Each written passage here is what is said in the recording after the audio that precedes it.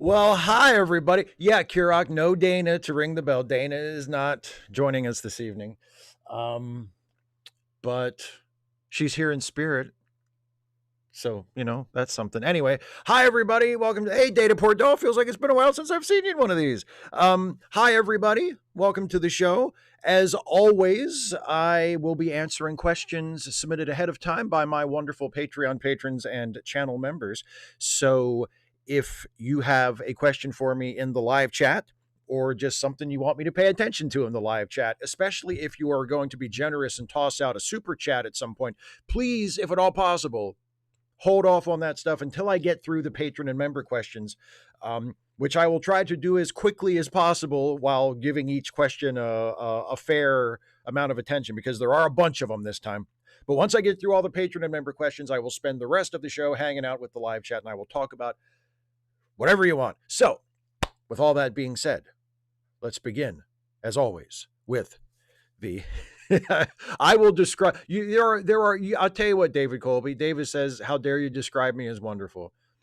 You do have some less than wonderful qualities, so we'll balance it out like that. Anyway, all right, let's go to the patron and member questions, and the first one of those comes to us from William Tucker, who says, "When you don't get your ducks in a row, your chickens come home to roost. To say nothing of when the cows come home. It's all an animal farm. Double plus good? What is on my mind? The Iron Horse, the Mick, Jackie, Stan the Man, Joltin' Joe, Cobb, Charlie Hustle, Hammer and Hank, Maris, Yogi, Casey, Kelly, Killebrew, Kirby, and the Babe. Aw, hell, even Marvelous Marv Throneberry. March Madness means nothing to me. The boys of summer can't come back too soon. We're talking baseball. Krasuski Campanella talking baseball. The Man and Bobby Feller, the Scooter, the Barber, and the Nuke. They knew 'em all from Boston to Dubuque, especially Willie, Mickey, and the Duke. And as an Orioles fan, I know there was a localized Baltimore version too, because the singer who made that song, he also wrote and recorded like individualized versions for different markets. So there was a Baltimore version, and I can't remember the whole thing. The only lyrics, because it kind of goes through like the history of the Orioles up to that point, and the only lyrics I can ever remember off the top of my head are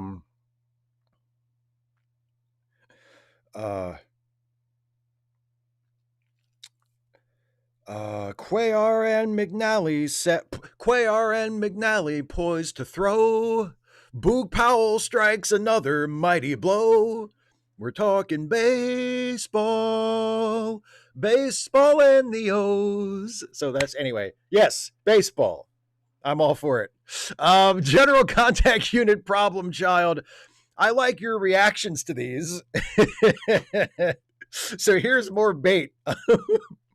So here's another argument for not voting that I've run into. Seen a few versions, but they all go something like, look, we're socialists. For us, electing a progressive social democrat like Bernie, AOC, or even Elizabeth Warren would be us compromising. The Democratic Party need to know they have to meet us halfway. They need to understand they can't force another Biden on us and expect the same result. Compromise is a two-way street. Thoughts? Well, the Democratic establishment has not seemed super thrilled with, Bernie Sanders' presidential candidacies. They weren't exactly all aboard Elizabeth Warren either, although she was not viewed as, as much of a party insurgent as Sanders was. But so, I mean, given how skittish the Democratic establishment is about like going full progressive, given how scared and timid the DNC is, and how they constantly want to veer toward the middle instead of further toward the left, candidates like Bernie or AOC or Elizabeth Warren are the Democratic Party compromising. And also, by the way, let's not forget, there is no monolithic thing called the Democratic Party. The Democratic Party is the accumulation of voters and the representatives of those voters. So if socialists voted in democratic elections in large enough numbers and voted for candidates like Bernie and AOC and Warren, or even for candidates that were further to the left than they are, then the character of the party would change. It's not like it's set in stone, like the Democratic Party must be a middle of the road centrist or center right party, and that's always the way it's going to be. No, if more people from the left, if more progressives were more active in the party, even just as voters, never minding like, running for office or trying to become officials within the party, like even if they were just constantly, reliably voting in primaries from the local level on up to the presidential races, like that would change the character of the party. So yes, compromise is a two-way street, but the idea that, well, the Democrats never do what real progressives want and they're not a real progressive party and that's why I don't vote for them, that is a self-fulfilling prophecy, and yes, a socialist voting for a social democrat, yes, okay, that would be compromise. Welcome to life. I don't know what to say. Why should we have to compromise? Because you're a human being and you're alive, and sometimes you don't have any fucking choice. It doesn't mean you have to be happy about it. Oh, no, you can't vote for a candidate that represents 100% of your values on every issue? Oh, gosh, how are you ever going to deal with that? You fucking compromise. You do what you can. You support the candidate that is the closest to your ideal, and you support them and promote them and vote for them. And if they get the nomination, you vote for them again. And if they win, great. And if they don't win, you regroup and you try it again next time. That's the way it works. Fuck. He's fucking like, oh, I don't want to vote for you. That would be compromising to vote for Elizabeth Warren. Well, fuck, motherfucker.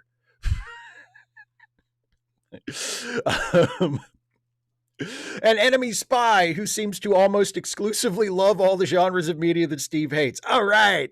Why is Kyle Riker left off the hook so easily? The man is an appalling father. He abandoned his son at 15 and still makes excuses for it when Will is an adult. He tries to both sides the issue as if a parent and child have equal responsibility, and he acts like his lousy parenting was a good thing for making Will strong, which is cop-out abuser talk. If he really wanted Will to get better at space karate, he'd have enrolled him in tournaments, not just cheated to make himself seem better at it. I agree with all of that. Do we let Kyle off the hook, do you think? I'm not sure if we let Kyle off the hook. I mean, I think yeah, he and Will kind of reach an understanding at the end, but I don't think that we're meant to accept that Kyle was a good dad. I think he's clearly portrayed as a poor parent. It's just one of those deals where it's like, well, he was a shitty dad, but he's the only dad I have. And now I'm in my 30s and, we might as well make peace and, try to do better from here on out. I think that's kind of what is going on there. Not necessarily that Kyle is being absolved of his, shortcomings as a parent. That's certainly not how I take it. And also the other thing is, he's only in one episode. He's not like a regular or even a recurring presence in the show. So it's Riker's shitty dad. He shows up for one episode. He and Riker kind of, make up by the end of it, or at least reach some kind of an understanding. And then we really never hear about him again until Thomas Riker shows up, and they mention him like once in the entire episode. So yeah, I don't think we let him off the hook. I think it's more a combination of he's not really around very much, and he and Riker reconcile, but that doesn't necessarily mean that he's absolved of anything. Selena Mayhem, dog biscuits, new superfood? Please discuss. Superfood for dogs? Yeah, sure. I'll tell you what, though. I mean, if the grocery prices keep going, for a lot of people, they're not going to be the new superfood. They're going to just be the new food because that's all people are going to be able to afford. I will say this. When I had a dog, I haven't had a dog for many, many years. I got a dog when I was like 5 or 6, and she lived a beautiful long life and died when I was 21. the dog biscuits we had for her never struck me as very appetizing. Like I never looked at one of her dog biscuits and went, "Oh man, I wish we had those." You know, maybe they've changed. Maybe dog biscuits are a lot more appetizing to humans now than they were back then. But wouldn't that kind of miss the point? They're not supposed to be appetizing to us. They're supposed to be appetizing to dogs. Um, Zulu Romeo, the petition to bring back Dear Pelgar and Ask Couplet starts here. DS9s, you are cordially invited, was heavily criticized by writers, actors, and fans alike for the off-screen diffusing of the fraught Odo and Kira conflict at the height of the occupation arc. Agents of S.H.I.E.L.D. faced a similar situation with a rift between two of its main characters, yet had the good grace to devote an entire episode to resolve the situation. If you were a DS9 staff writer, how would you have resolved this? And what would you have changed about what we saw or not in this case? Um,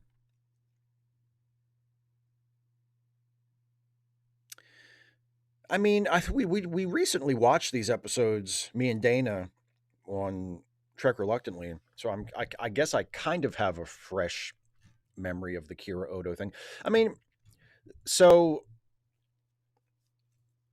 the Kira Odo thing was Odo has always had feelings for Kira. Kira eventually learns that Odo has feelings for her, but they're sort of kept apart for a while because the Dominion takes over the station for the first 6 episodes of season 6, and Odo kind of gets, turned to the dark side temporarily by the female changeling, and that creates a rift between him and Kira, and then eventually that's just kind of papered over. Like they say, okay, well that hey the thing, hey Odo he came through in the clutch. Odo, he was turning to the dark side there, but he turned back just in time to help the good guys win. And him and Kira, they've there's a lot of water under that bridge, and now they're we're in season 6 of 7, so we're just going to do this, right?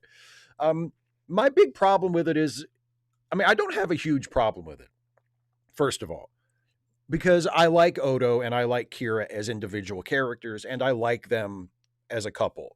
And I like their sort of, unrequited love eventually turning into requited love, and then ending on like a bittersweet note at the very end of the series. Like I like that. I like that arc for them.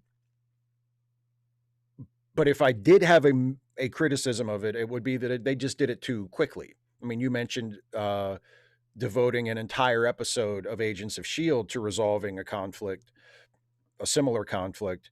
I mean, with the way they were usually good with handling storytelling on Deep Space Nine, I feel like they maybe could have done a better job of teasing it out for a few more episodes, like reminding us that the Kira Odo rift exists and why it exists, and then doing the reconciliation episode and having an episode be about that, instead of having it be like, a B plot in something, and then doing like the Vic Fontaine holodeck episode where Odo finally wins her over, which is a good episode. Like, I like that episode, but even that feels a little like I'm not necessarily sure that was the best way to handle, the two of them getting together. I think when me and Dana watched that, I think that's one of the things I said. Like, it felt like the writers said, we're getting them together.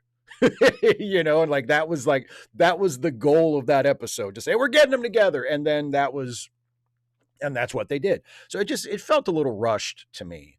And it did kind of smooth over a lot of those issues between a lot of very legitimate issues from Kira's side of like, oh, how long until he turns to the dark side again, so that was my main issue with it, just how rushed it was. The dude abides. Post-Trump, how do you think America is going to see itself now that the mirror has been held up to how radicalized a significant portion of its population has revealed itself to be? Personally, I would regard America as being the most dangerous and volatile country on the planet, and a disturbing swath of the people seem to be on board with promoting this America fuck yeah attitude. The world has been left reeling, and it's not just because of Trump. It's to do with the support he garners. Well, and the rest of the world is right and justified to feel that way. As far as how America is going to deal with it, And this isn't good. I hope this isn't how we deal with it, but my guess is we're going to deal with it by trying to forget about it as soon as possible, as soon as it's over. As soon as Trump is gone, as soon as the Trump supporters have been chased out of power, whether that's the next election or the one after that or however long it takes, there will be people who recognize that there's a lot of rebuilding to do and there's a lot of damage to be undone, and people will do that work. I do believe that, but the vast sort of immensity of the population that's only half paying attention to most things most of the time anyway is going to turn their backs on it and try to forget it as quickly as possible, because that's what we do. And that's one of the big problems with our culture, is that we just once the bad stuff is over, we're just like, oh well, anyway, and we move on. And we have an unfortunate history of doing that, and it usually only makes things worse in the long run. Things might be okay for a little while after that, but eventually that refusal to actually deal with our problems catches up to us. And I fear that that is going to happen again. The brain, could it be the reason the writers didn't commit to the idea of the Federation on trial for its failings in the season finale of Starfleet Academy was a cultural bias in Western culture writers that limits their imagination of the perspective of how non-Western cultures view Western culture / America? Perhaps Star Trek needs more cultural diversity in the writing room, maybe an Afghan or Iranian writer. Well, I would be all for that. I definitely agree with that. More cultural diversity in the writers' room, not just for Star Trek, but for anything, would be great. And yes, but especially Star Trek, because it does have that multiculturalism baked into the concept. I think it would be terrific to have more non-American writers, and especially writers from parts of the world that have traditionally had sort of fraught political or military relationships with the United States. I think that would be terrific. I mean, and maybe that's part of it, but I also think part of it is just, I just think and maybe, I don't know if it was studio pressure, because sometimes that happens. Someone like an executive will say, you're coming on a little strong with the anti-America stuff. Maybe, wind that back. I don't know if that was the case or not. I have no idea. I haven't heard anybody talk about it, but I do know that it has happened several times just in this current era of Star Trek, where they set up a really good, really sharp critique of the United States or Western civilization through the allegory of Starfleet or the Federation. And then they pull up at the last minute and try to smooth it over and say, but actually everything's okay. But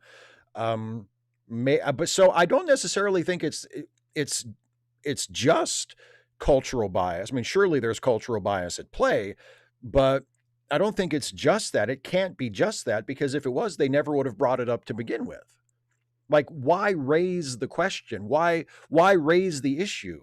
Why take it all the way to the finish line and then pull back and say, but actually, so but I do think more diversity in the writing room, more cultural, more national diversity in the writing room would be a great thing. Yes. The Unemployed, Some Random Geek. That title is correct. I was let go from my employer on the 19th. Downsizing, cuts across the whole company. I did get a severance package, 14 weeks of pay. I've already applied for a couple of jobs at Boeing through a contact my stepmom has. Turned down for one of them, though. I will apply for unemployment since I'm eligible. My older sibling has been through unemployment in Washington State, so they can help. I've been unemployed before, too, but now others better step up. And continuing, the financially less secure, Some Random Geek. So since I have a little bit of an uncertain financial future, others had better step up if they can. Joanna didn't have anything to drink to take her meds with on Sunday, and she still needs money for rent, and Joanna is telling me not to give her money. Joey Fire Lame Deer was passing around their hat recently. They're always short of the money they need. Phoenix always needs money. LQ and Naz needs money each and every month, too. Do you liberals understand why capitalism is evil? And I'll mention it here, and we'll mention it again at the end. Charitylinks.page for anybody who can help out. some random geeks friends, all our friends just in general that are mentioned here, and the others in charitylinks.page as well. And good luck on the job hunt. I mean, I know you and I will talk face to face. Probably, I don't know. This weekend is my patron and members hangout, and if you're gonna be able to make that, we'll talk during that. And then Geek also very kindly invited me to stream on their channel after on Sunday afternoon after the for social justice alchemy after my patron hangout. So I'll be on that as well. So we'll get to hang out face to face this weekend. But for now, it sucks that you lost your job. I'm sorry. I hope you bounce back soon. And I'm sure you will.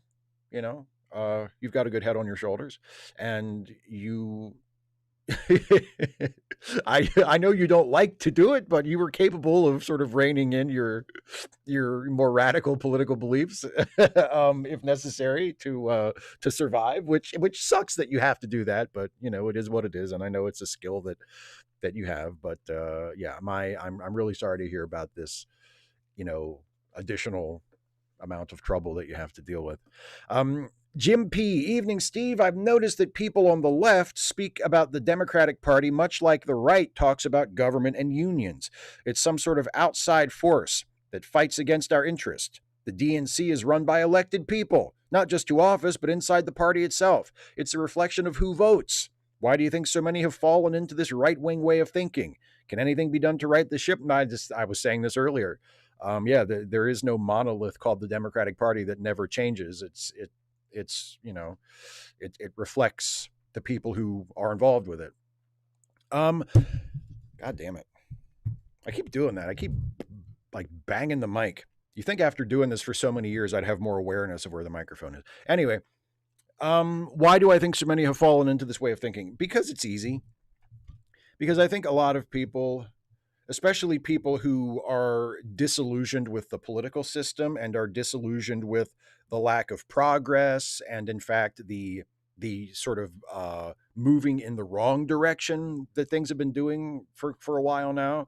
They're disillusioned with that. They're disappointed. They're frustrated, and understandably so. I'm not. They should be. And it's just easier to throw your hands up and say, nothing I do is going to make a difference. It's somebody else's fault. It's the Democrats are never going to do what they're supposed to do. They've been captured. Everybody has the same donors. They're not a left-wing party. They're a right-wing party. And all of the, it's just a lot easier to place yourself outside and to point inward at them in there who are the cause of all the problems and just blame them.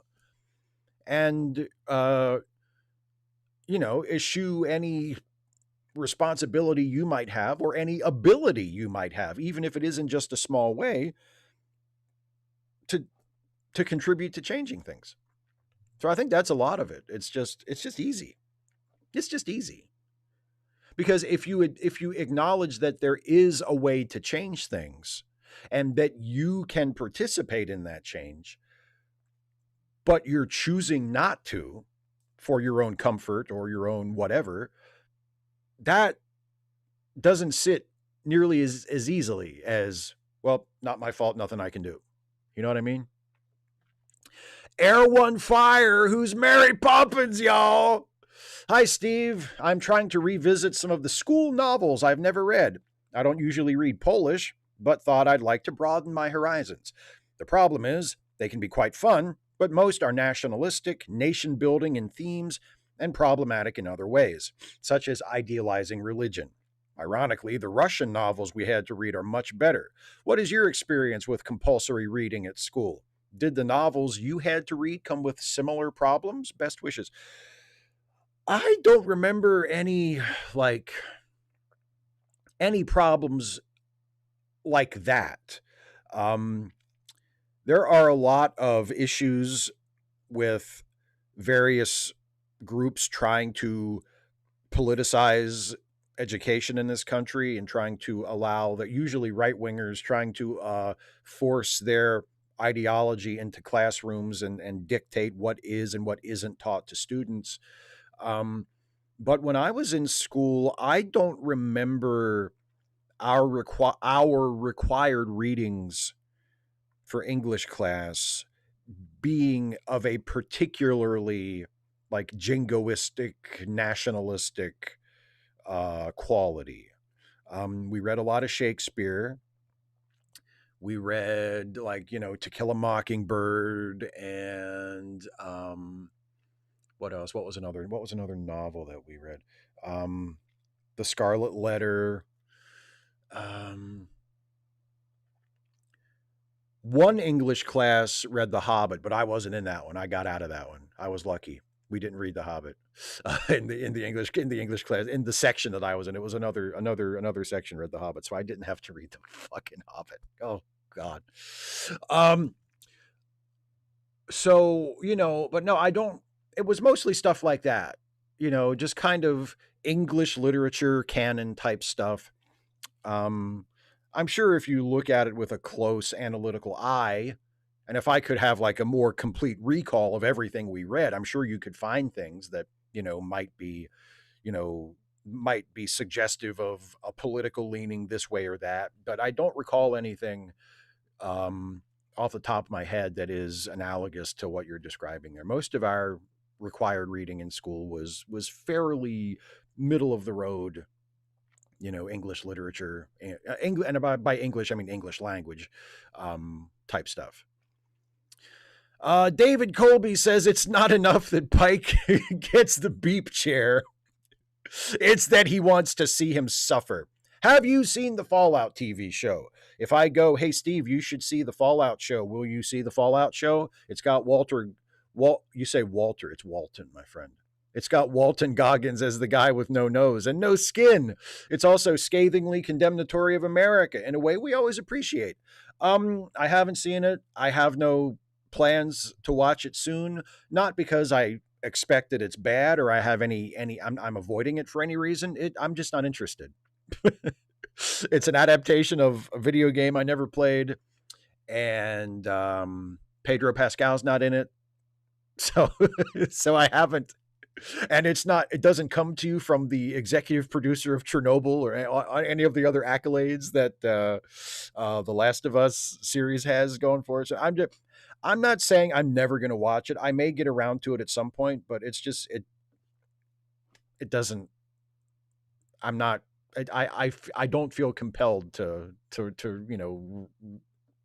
race over to the TV and fire up Amazon Prime and watch it. So maybe I'll get around to it at some point. Just Neil. March has been disappointing. Starfleet Academy's cancellation was a gut punch. Awesome Con never made it. My friend died in Annapolis.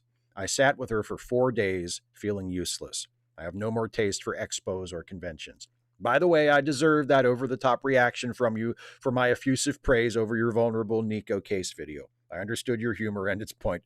I shouldn't have posted a reaction when emotionally compromised. I'll tone the praise down. Still love your videos. Well, I am sorry for doing that bit now that I know, what a terrible week you were having. I'm so sorry to hear about your friend.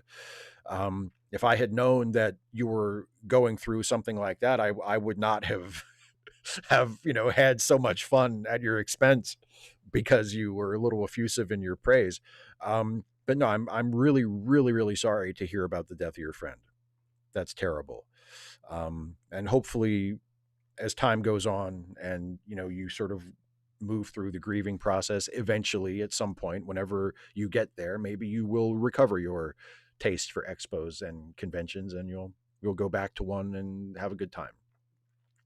Neil, same Neil.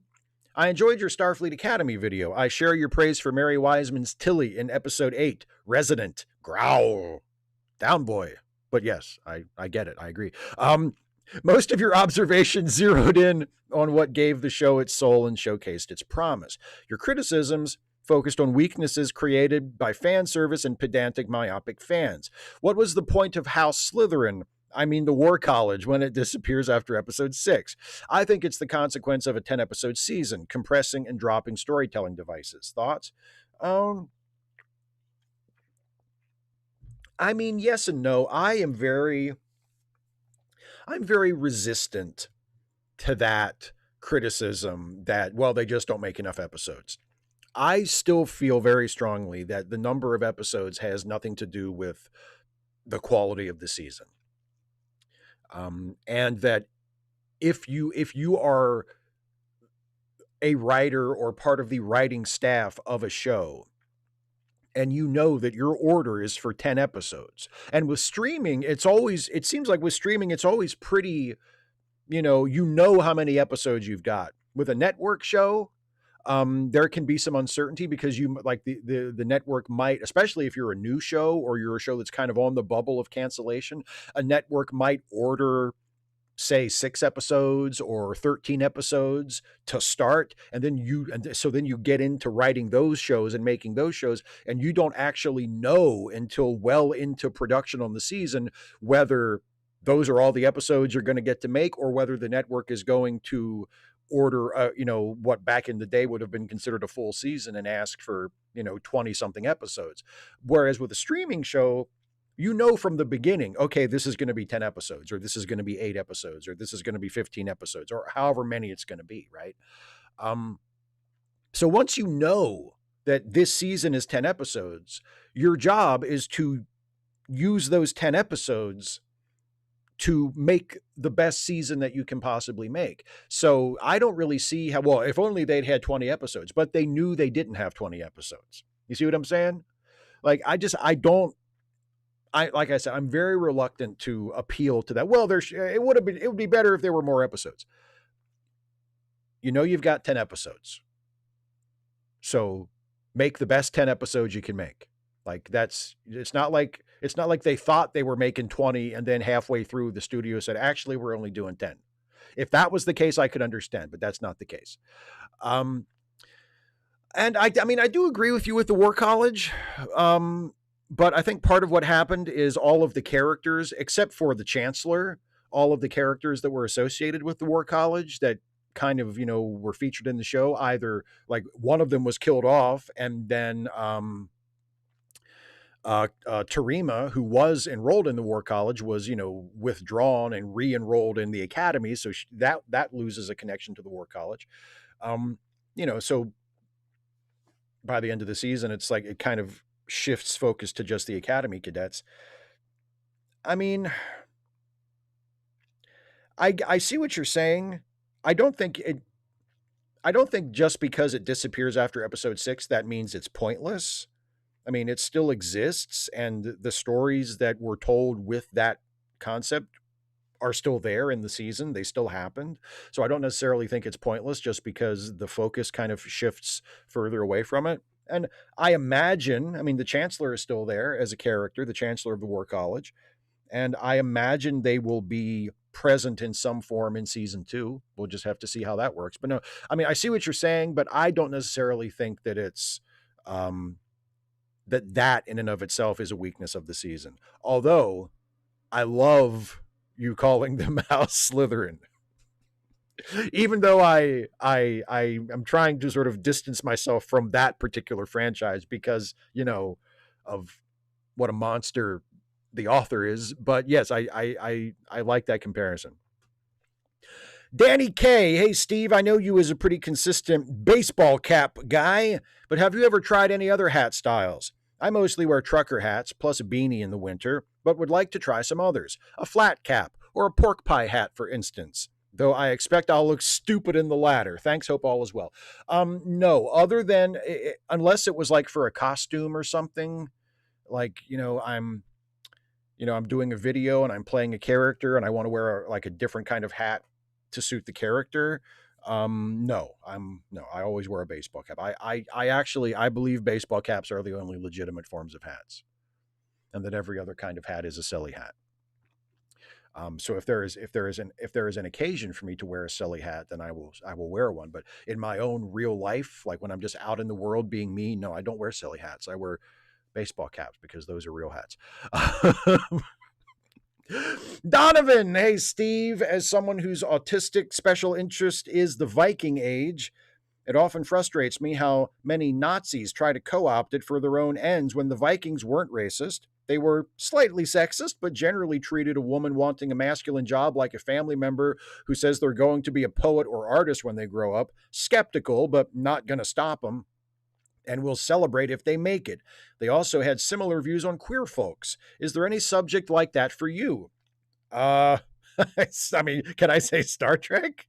Star Trek, superheroes. Like there are so many things that I am interested in that historically have leaned very progressive, that have been claimed by clueless right wingers as like that's their thing, you know, and it shows it reminds me of what poor media literacy and in many cases unfortunately literacy in general that a lot of these types of folks have, you know.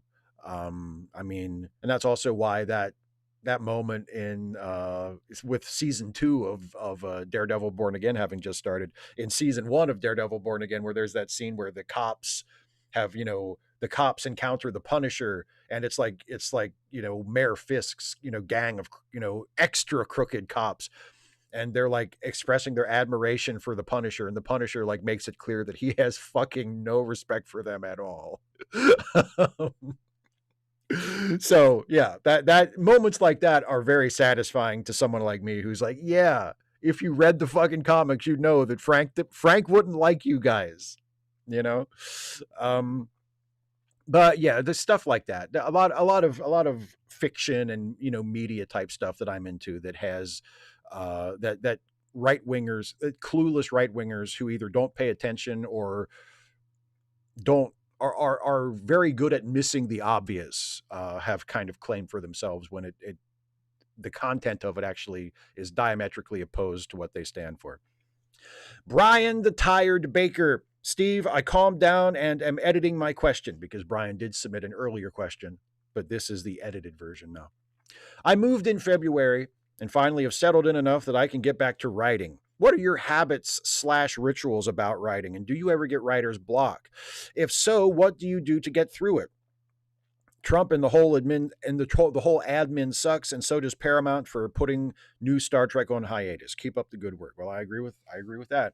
Um, on writing days, I generally, I if I'm good and I'm disciplined, I work out first, and then I sit down in this very chair here, or sometimes on my laptop, like in the kitchen, depending. And I open the document of the script that I'm working on, and if I if it comes out very easily, if the muse descends, as they say, and I'm able to kind of just start writing, then I do that. Have a cup of coffee, you know, and write. And um, if I get writer's block, which sometimes I do, I have found that the best way to handle it is either to find something else to write to kind of get the juices flowing, or sometimes get up, go do something else. If the weather's nice, go out for a walk. Many times I'll be out for a walk, just listening to music or listening to a podcast and kind of thinking about the thing I'm trying to write just in the back of my head, like not focusing on it, but it's just kind of there, and ideas will come. I don't understand it. It's a very mystical process. Um, your brain is doing something in there subconsciously. But I'll figure some things out. I'll get some ideas. And usually if I'm out on a walk, I'll like, you know, pull out my phone and, you know, write them, thumb them out real quick so I don't forget them by the time I get home. But if I don't go for a walk or I mean, I'll get up and do something else, but keep the thing that I'm trying to write sort of half on my mind. And that seems to work. Sometimes it takes a while, and sometimes I worry. Like there have been many times when I'll wake up on a Friday and I have one video written so far that week, and I like to shoot 2 videos every Saturday. And I've written one video, and Friday's the day where I'm like, I got to write another video. And sometimes I have a kind of vague idea what I want to do. I have a premise or a concept. Sometimes I've got nothing. I have no idea what I'm going to write. And I'll think about it. I'll muse about it. I'll go for a walk. I'll do an hour on my exercise bike. I'll watch something on TV. and eventually something will come to me. But sometimes it is a little frustrating where it's like, why can't I just think of something and write it? So for me, the cure is time and distraction. And then the work sort of asserts itself. And Darth, I should stop before I go on forever. Hey, Captain, I've been struggling with this for a while. Should I be nice or polite to proud non-voters? To be clear, this doesn't include those who can't vote, like from disenfranchisement. Sometimes I feel like they're almost as culpable as Trump voters, but my opinion is tainted by how annoyed I am at their elitist smugness for being a non-voter, because Dem voters are at best naive and at worst evil. No, you should not be polite to them. Why should you be polite to someone who is proudly ignorant, who is proudly renouncing their most basic and one of their most easily discharged responsibilities as a citizen? No. I mean, look, they have a right to not vote. I don't think they should be punished. I don't think you should be thrown in prison or fined or whatever if you don't vote. It's a choice. But if you like, and I appreciate that distinction. Not people who can't vote, not people who want to vote but are being, but have to navigate obstacles that are placed in their way by people in power who don't want them to vote. We're talking about people who could vote with little or no hardship and are choosing not to vote for some ideological reason and would like a cookie for that, please. No, fuck those people. Fuck those people. That's no. I don't think you have any obligation to be polite to them. Agent Meister, who hopes you washed your ass this morning. It's about to be kissed by a king. Powder joy, Steve. In TNG's All Good Things, Worf tells Troy that he doesn't want to hurt Commander Riker's feelings. Not very Klingon, is it? Can you imagine Star Trek 6? After the attack on Gorkin's ship, if someone suggests to Chang that they blow the Enterprise out of the stars, and Chang said no because they didn't want to be rude? God knows how they'd ever get an empire together.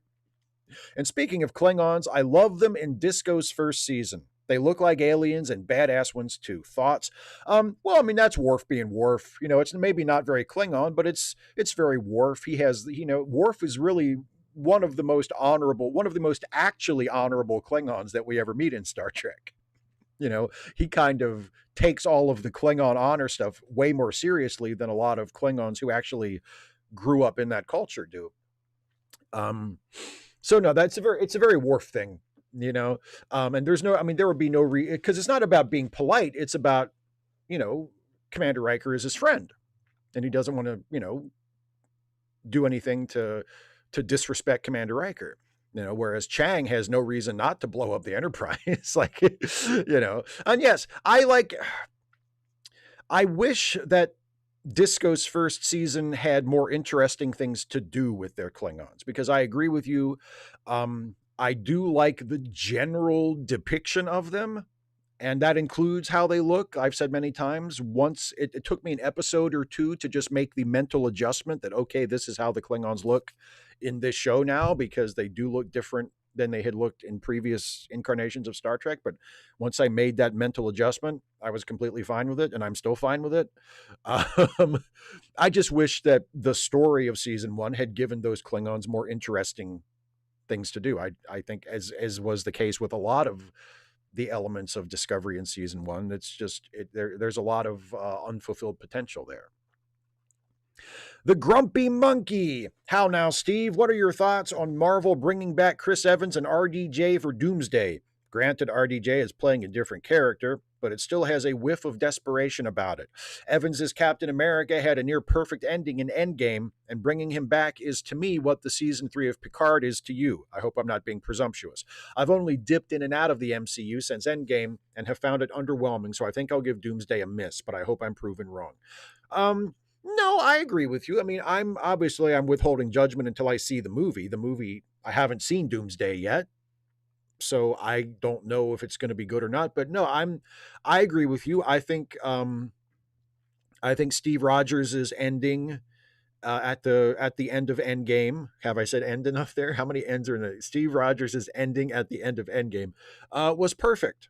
And yeah, I am very very dubious of the idea of undoing an ending, that especially an ending that was really good like that. So I mean, I'm skeptical, and it's not, and it does feel a little desperate, and so I'm not, I am more interested. There's other MCU. I'll put it this way: there's other MCU stuff that I'm way more interested in than Doomsday. Doomsday and Secret Wars feels like the big, the mega crossover event.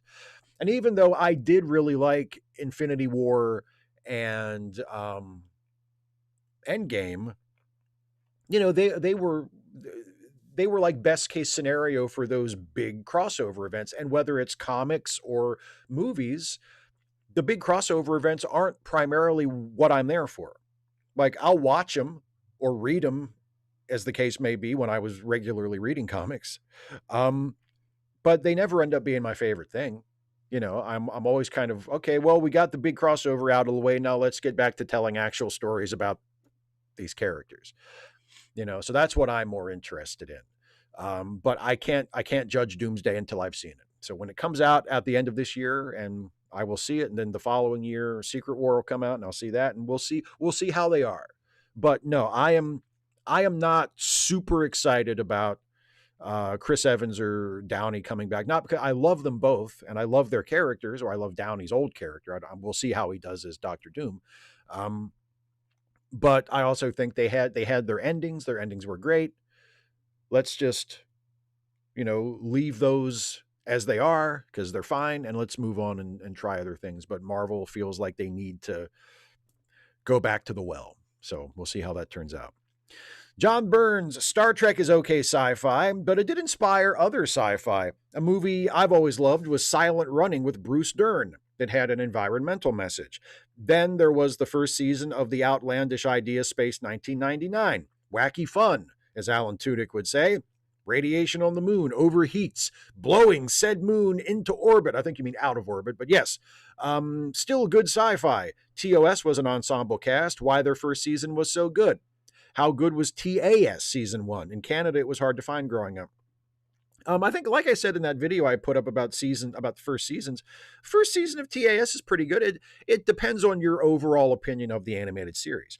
If the overall opinion of the animated series you have is that you enjoy it, you find it entertaining, then you probably like season 1 because most of the best episodes are in there.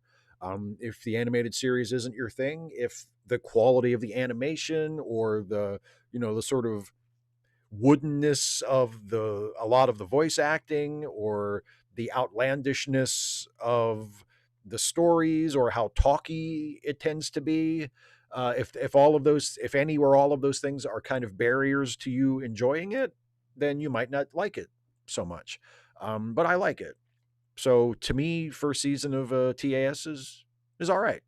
I'm not going to turn cartwheels over it, but it's good. I like it. Jan, just watched If Republicans Said the Quiet Part Loud about the Iran war. Have to say it was brilliant. Love all your If Republicans Said videos, but this one was so chilling. No question today.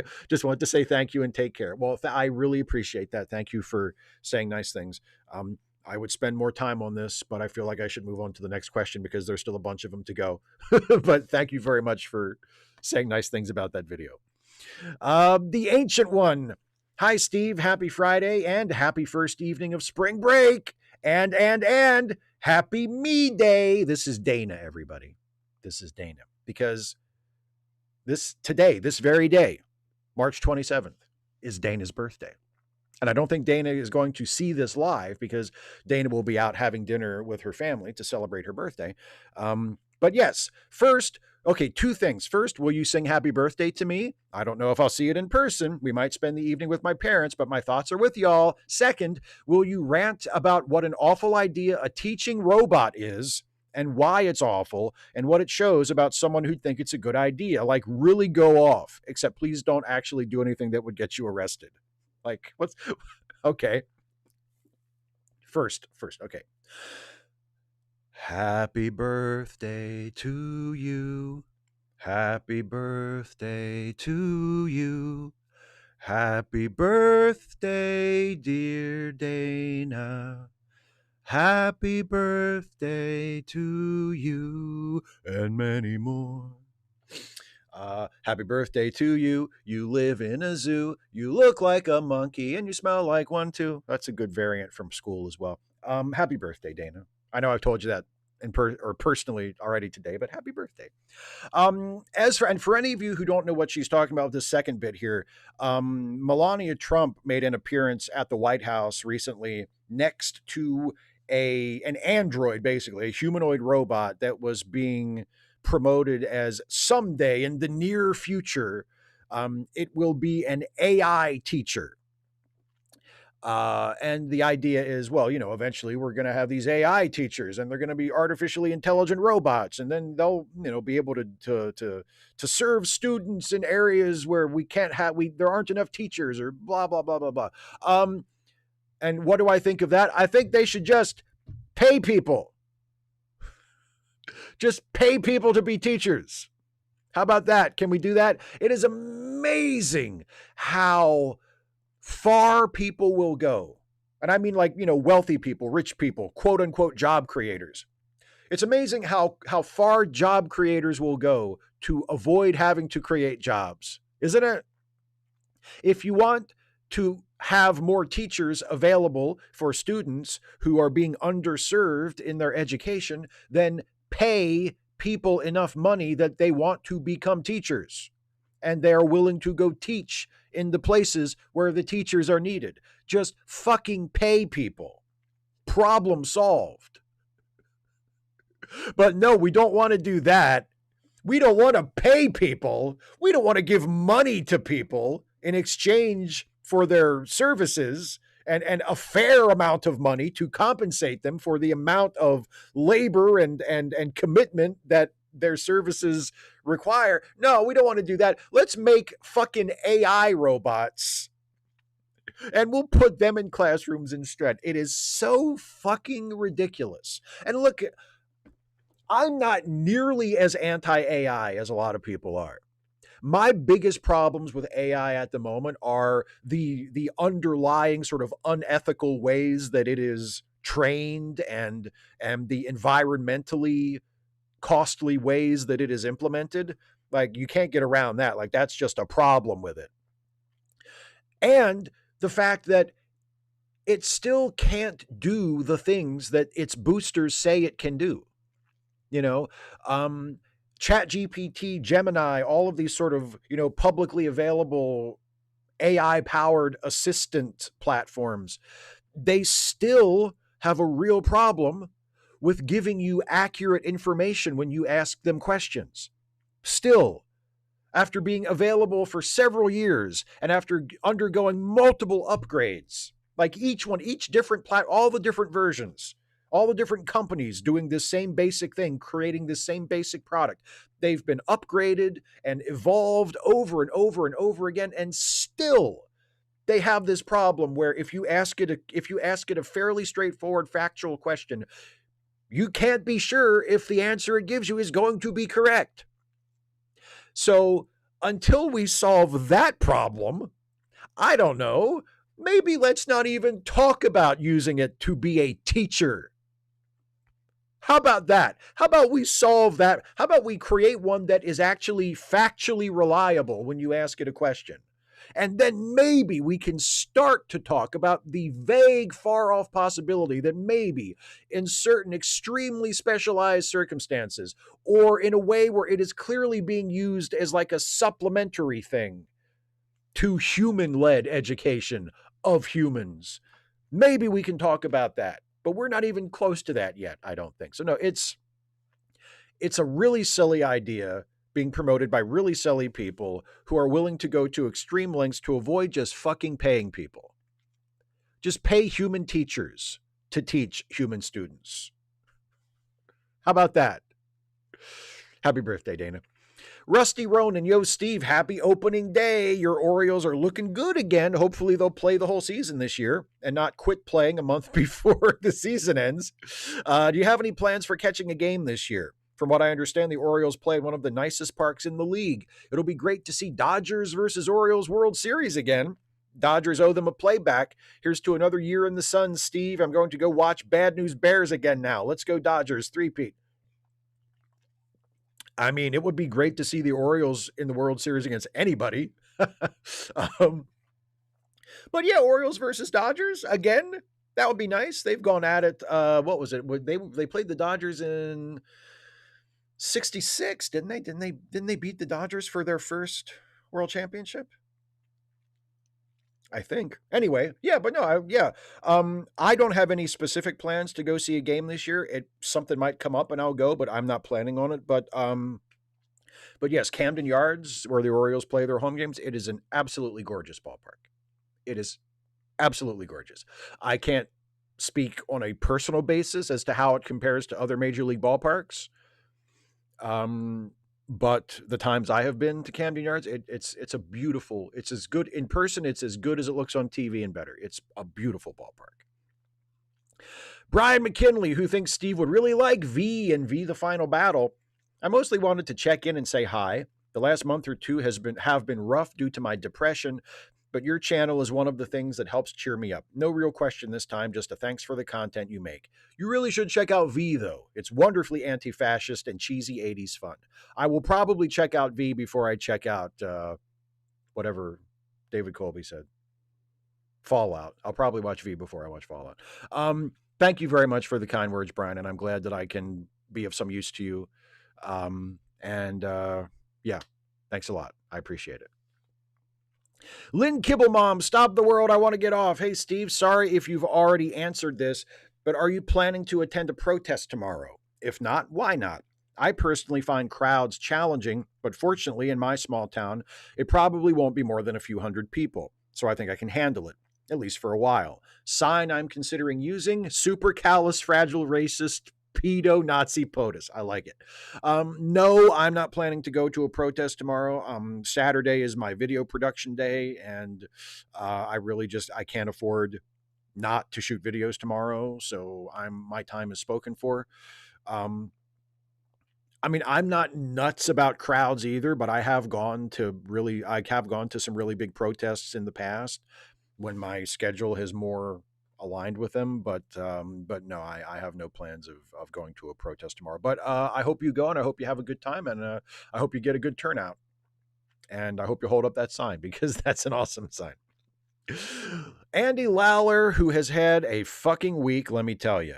Hey, Steve, not a question this time. We found out this week that my wife has cancer. We caught it improbably early, got the pathology, have a treatment plan, and her prognosis is excellent. A 98% chance of complete recovery, minor outpatient surgery, no chemo or radiation. This is a great opportunity for a PSA. Check yourself, check your family, listen to your body, and see a doctor if you find something weird. Sorry to bring the mood down. Thanks, and have a great weekend, everybody. Well, no, I mean, first of all, I'm very glad that your wife's prognosis is good. I'm sorry that she has cancer, but I'm so glad that it was found early and that her prognosis is so good. That's really good news. In light of the bad news, I guess that's probably the best news you can get, following up the bad news of you have cancer. And yes, and thank you for the reminder to everybody. Yes, pay attention to your body. Get your usual checkups and check yourself, feel yourself up, feel yourself up every now and then, and make sure that nothing's there that ain't supposed to be there. It's always a good reminder. Simon Moody, with participation trophies now embraced by the right, what, if any, trophies do any Star Trek series deserve? As that was short, it gives me the chance to say thanks, Steve. The last few weeks have been trying. I think humanity has amazing potential, but I am constantly disappointed. A lot of the time, a smile/laugh is just enough to keep things afloat, and your content provides that very reliably. And also a reminder that there are still some sane people around, plus Jason. Oh, I appreciate that, and I'm sure Jason would appreciate it too if he saw it. Some sane people play. Jason's mostly sane, I would say. 75% of the time, he's fairly sane. What trophies do Star Trek series deserve? Deep Space Nine, best show ever. and it's got like a little dude holding up a star or something.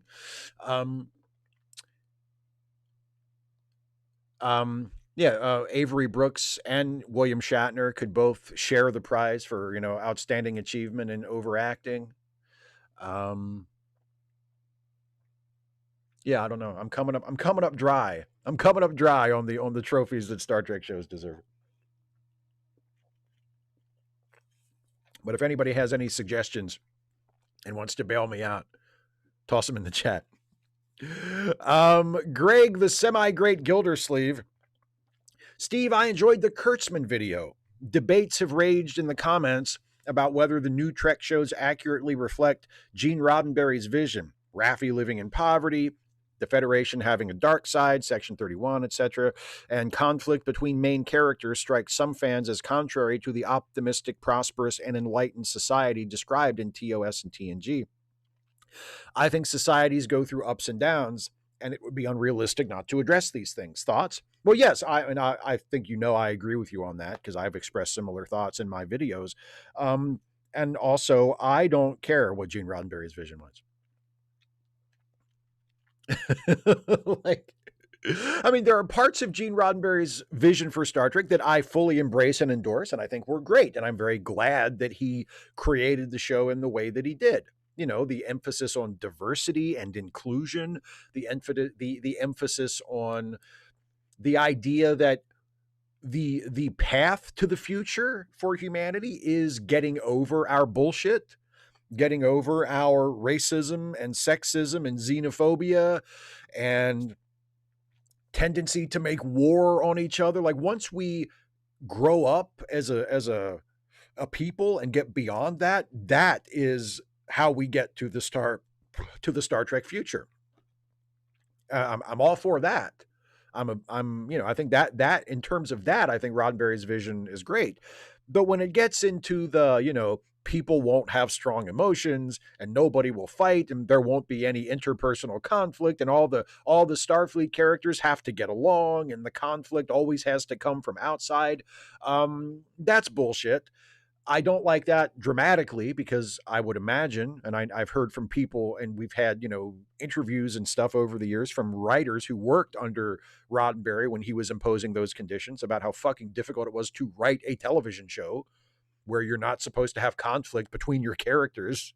So it's a bad idea dramatically.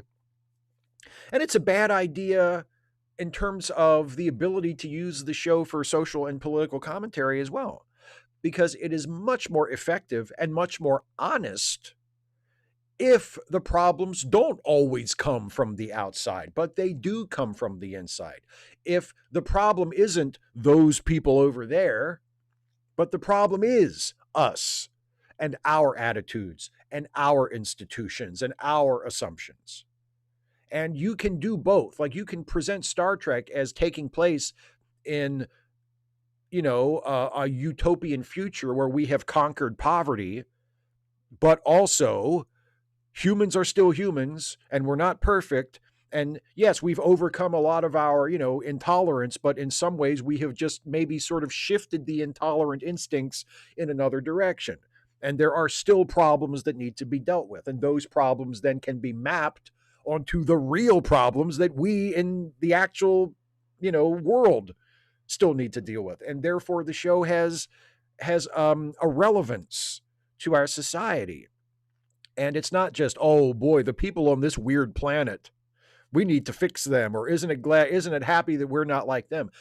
No, if it's us, if it's and it's the characters and the organizations in the show that represent us, that represent our society, our government, our military, our whatever, then it's a much more powerful way of telling that story. So yeah, and also yes, you're right.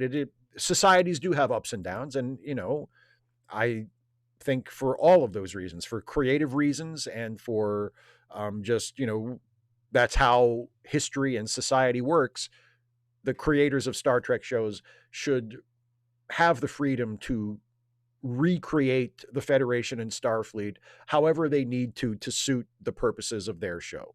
And if some of it contradicts Gene Roddenberry's vision or whatever Gene's vision was at whatever point in the franchise's history that we're talking about, well, fuck it. Who cares? Gene Roddenberry's not here. JDC probably needs a nap. Hi, Steve. Hope all is well. Just curious, does YouTube tell you anything interesting about your audience? Cheers. I mean, YouTube gives us a pretty decent demographics breakdown. To be honest, I don't always look at it. Like, I don't make a point of looking at my demographics all that often. I know that most of you are dudes. I know that most of you are within probably 10 to 15 years of my age in either direction. I know that obviously most of you are in the United States and most of the rest of you are either in the UK or Canada. But there is a large minority that are in other European countries or other parts of the world in Asia and Africa, but not that many. But, smush all of those together and it's, a decent, a significant minority, but still very much a minority. Is that interesting? I don't know, but that it tells us stuff like that. Yeah, it tells us stuff like that when I bother to look. Kara the Tolkien Nerd, and Kara sent in 2 questions, and they're both about MacGyver, so I'm just going to do them both at once and answer them together. Kara the Tolkien Nerd, hi Steve. Much as I like MacGyver, I have to admit that there are some very strange eps. The alien one and the construction of a power station being thwarted by a Native American. I love that description of that episode. I mean, much as I enjoy these eps, don't you think they're just a little strange? Hope you're okay, Kara. And here's the second one. Hi, Steve. Second question. Of all the strange, unearthly, supernatural eps, which is your favorite? And don't give me a Murdoch one where he's disemboweled, eviscerated, falls off a cliff. We all know the guy's a zombie or a vampire. Thoughts, Kara? Okay, first of all, I'm okay. Thank you for asking. Yes, they are. Those episodes are just a little strange, but I still dig them. Like there's a lot of MacGyver episodes. The whole point for me of MacGyver is, if you judge it like the way you judge most other shows, it's not really a good show, but it is a good show because it's a bad show. You know what I'm saying? And so what's my favorite strange, unearthly, supernatural episode? I kind of, even though I'm not a big fan of this sort of like the swords and sorcerers type stuff in general, I kind of like the King Arthur episode because it is so out of left field. And for people who don't know what I'm talking about, there is an episode of MacGyver. It's actually a 2-part episode of MacGyver where MacGyver hits his head and he wakes up in Camelot with King Arthur and, Morgana Le Fay and, or Morgan Le Fay. Morgana Le Fay was a band. Morgan Le Fay. And it's just like, what the fuck is this? Why is MacGyver in King Arthur's court all of a sudden? But, I kind of dig it because it is so weird and strange and, like I said, completely out of nowhere. Not nearly my favorite episode, like the as you say, the strange ones, the sort of supernaturally themed ones, they are not my favorite episodes, but I do enjoy them because part of the joy that I get out of MacGyver is how weird it was and also how completely wide open the premise was. Like, and I know I've said this many times before in my MacGyver videos, but the MacGyver series got to a certain point where you really felt like the creators of that show could have made an episode about anything. Like, as long as you can figure out a way to put MacGyver in it, they could have done anything. They did sci-fi stories. They did Westerns. They did MacGyver and Camelot. They did spy stories. They did MacGyver becomes a teacher. They did MacGyver becomes a lumberjack. Like they it's like, fuck it. There's nothing we can't do. If we can figure out a way to involve MacGyver in it, we can do whatever the fuck we want. And there's something that I really, really love about that. Don Quixote. I saw an article on Yahoo by some loser named Joshua Tyler. Boy, a call out by name. That claimed Star Trek fans vote overwhelmingly to Batgirl Starfleet Academy, which I guess means to take it down, to memory hole it, to withdraw it from public view. The article mentions a change.org petition I looked, and although there are 7 petitions that concern Star Trek Academy, 3 for renewal, 4 for canceling, nearly 8,400 voted for renewal, and a little over 600 for canceling. How is that considered overwhelming? So he thinks they should shelve season 2 for a tax write-off because of some bigoted homophobes. Well, because I presume he is one of those bigoted homophobes. Or at least he has some bullshit objection to the show. Here's the thing. Even if you don't like the show, even if you watched Starfleet Academy and you thought, this isn't for me, this doesn't work for me, I don't like this show, this impulse by a lot of these incredibly entitled, overly invested fans to whatever they're a fan of, Star Trek, Star Wars, whatever, to not to have the thing they don't like erased is really, I mean, it's something that didn't exist, or at least didn't get as much attention or didn't have as much of a voice, when I was a Star Trek fan 30 years ago. And it's something that has honestly never occurred to me once in my life. Like, I, for the most part, didn't enjoy Star Trek Voyager. I've never thought they should just take it away.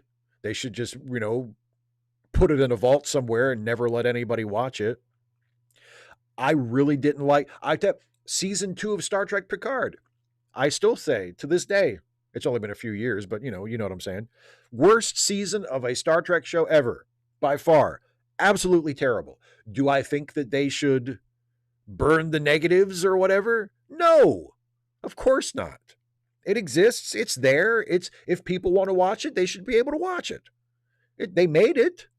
I don't think it's very good. I think it's terrible. But do I think that it should be erased from existence? No. Like, what would be the point of that?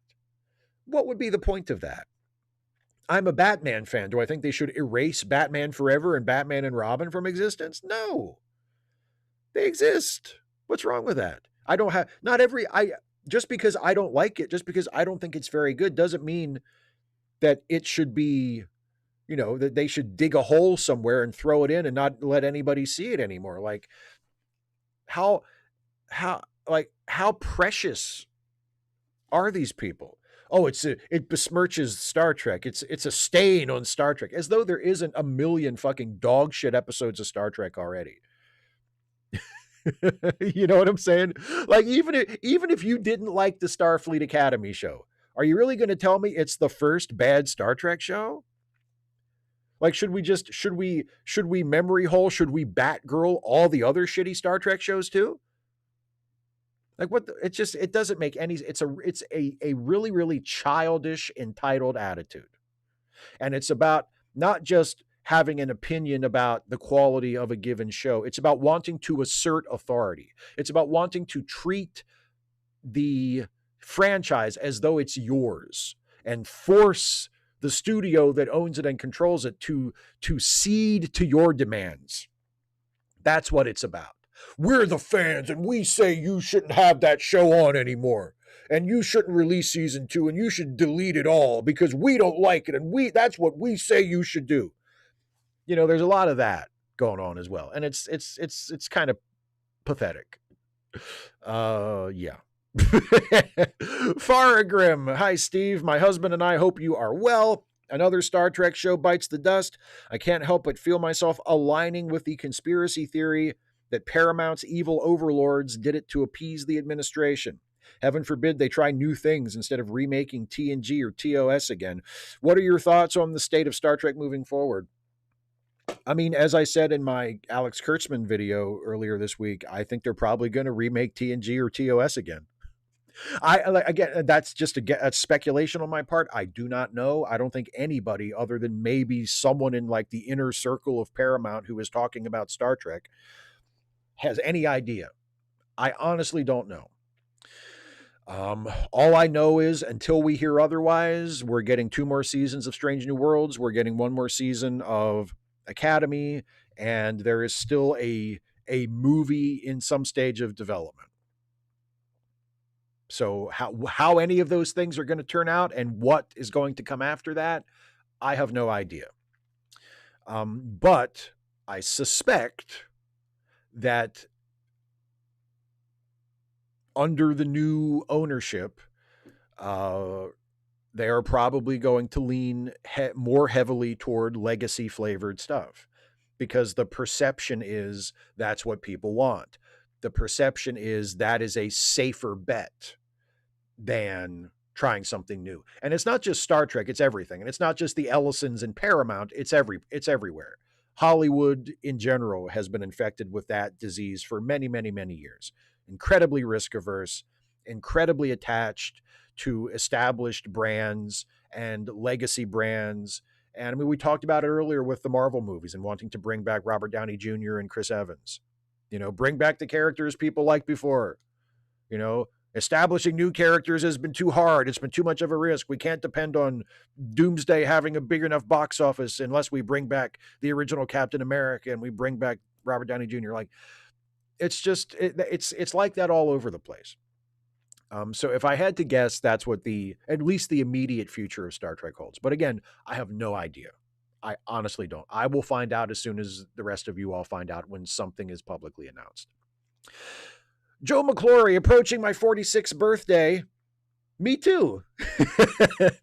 And while nothing will be different when I hit this anniversary, it is hard not to view it as a reason to take stock of my life. I'm doing well after years of being secure, after decades of being a missed check away from being homeless, is still strange to me. I try to do good, but it's hard to feel like I'm doing enough. It feels like survivor's guilt to be comfortable while people are struggling. But deep down, I can't give till it hurts. Do you ever feel this way or feel like this? Yeah, all the time, man. All the time. I think we're in a very similar boat, emotionally speaking, in the sense that personally, my life is going great. And I do feel bad about that. I know it's illogical. I know that things aren't bad for other people because things are good for me. I know that like my happiness isn't stealing happiness from someone else. But at the same time, I do, I see people who are not having as easy of a time as I'm having. I do see people who are struggling, either emotionally or financially or whatever. And I do feel bad. And I do sometimes wish that there was something more I could do about it. And I do feel like, well, as you do, I feel like maybe I'm not doing enough. I should be doing more. And I try to help out when I can. If I see a friend in need and they need money and I can afford to help them out, I do that. And I guess what helps me to sleep at night is telling you said it's hard to feel like I'm doing enough. I know that feeling. I've had those thoughts. I tell myself that it's not my responsibility and it is not within my ability to fix these problems. I do what I can. I try to help people push things in the right direction. But I, as an individual, cannot fix this. I, as an individual, can maybe, hopefully, make a tiny little dent in it. But even that is sometimes a very, very questionable proposition. What I can do is on an individual basis, if I see a need in someone else that I can help to meet, then I try to do that. But other than that, there's not a whole lot that I do. And could I do more? Sure. I mean, I guess I could. I could empty my savings account. I could give every penny I have to people who need it. But I call it selfish. I'm not going to do that. Like I'm going to take care of myself. I'm not going to take care of myself I'm not going to be cold-hearted and cruel. If someone's in need and I can help them, I will. But I also don't see the point of, bankrupting myself. Because then that just creates another problem. Now someone's got to take care of me, or I've got to, now I'm going to be miserable trying to dig myself out. And it's just, there is no perfect way to handle it. There is no perfect solution. individuals are affected by problems that are much larger than we are, that, we as individuals have no control over and have no ability just by ourselves to affect. Hopefully we can pull together and make things better for each other, and we can help each other out on an individual basis when it comes to that and when we are able. But other than that, I think we have to remind ourselves that it's not our jobs as individuals to fix everything, and that it is also okay in this fucked up world, when you are in a good place in your life, without turning a blind eye to those in need, because we should never do that. But when you are in a good place in your life and you're doing okay, especially if you're doing okay after many years of struggle where you were not doing okay, that it's allowable to be comfortable and to enjoy that, without feeling guilty about it all the time. And also, again, without allowing your comfort to stop you from doing the right thing, not, so that you're not choosing your comfort, over helping someone else, but that you don't need to be, beating yourself up because things are okay for you, even though they're not okay for other people. You know what I'm saying? It's just, but it's tough. And I feel like I think a lot of the same things that you do, and feel a lot of the same things that you do. Yeah. So happy 46th. Mine's coming up in a little over a month. So yeah. Don Quixote, I saw a response to a Facebook post concerning the news that they want to put Trump's name on legal currency. I'm hoping that isn't approved. Anyway, the person suggested using a Sharpie to redact his name on any bill with his name on it. I use credit or debit more often than paper money, but this is something I could really promote and also do myself. Okay, so do it. Yeah. I think it would be especially poetic justice to blank out his name with a Sharpie, because we know how much he loves writing with fucking Sharpies. Glenn H. By the way, the character count on the name is 100 maximum. Yeah, I think yeah, I'm pretty sure I said it as that. Maybe I forgot to mention that before. But anyway, hey, Steve, I've been watching some other YouTube creators, I know, how dare I, and a few of them mention restrictions they seem to be getting on language, even non-expletives like murder or abuse, or copyright claims. I have never heard you mention anything about these, and you don't pull punches on your language. Do you ever encounter these problems and just not say anything? Have a good show. I mean, occasionally I'll get copyright claims if I use too long of a video clip, let's say. But and I don't remember ever, well, very rarely, I won't say never, but very rarely, and it's been a very long time since I have had a video demonetized because of language. You're right. I do swear openly in my videos. I don't bleep myself. And I wouldn't, by the way. I would never bleep myself. I would just, if I was ever in a position where I didn't want to swear, or I was somehow prevented from swearing by content guidelines, I would just write around it. I would just not write myself swearing. I wouldn't bleep myself. I think that's I just don't, that's not an artful way to handle it. I'll put it that way. I would just write with that in mind. But no, I don't, I say, fucking shit and all the, motherfucker. I do not get videos demonetized for that. I do try to be careful about, I've never worried about being flagged for talking about murder or abuse, but I do try to avoid using the word suicide. And again, I don't use baby talk. I don't say unalive or whatever, but I use like a phrase. I'll say, took their own life or off themselves or something like that, simply because I do have personal experience as far as that goes. I did have a video that I made a few years ago where I just referred to suicide. It wasn't, I mean, the subject of the video was not about that. But I referred to suicide in the video, and somehow some automated feature of YouTube's got triggered, and the video was flagged because the thought was that, like, I was expressing suicidal ideation in the video or something like that, and it was like a safety thing. And so I had to sort of go through a process to get that released and be like, no, that's not what the video was. I'm fine. You don't have to worry about my mental health or my emotional well-being. Like, there's nothing like that. That's not remotely the situation. Thanks for being worried about me, automated system, but we're good. So because of that, I try to, deal with that subject in a less direct way.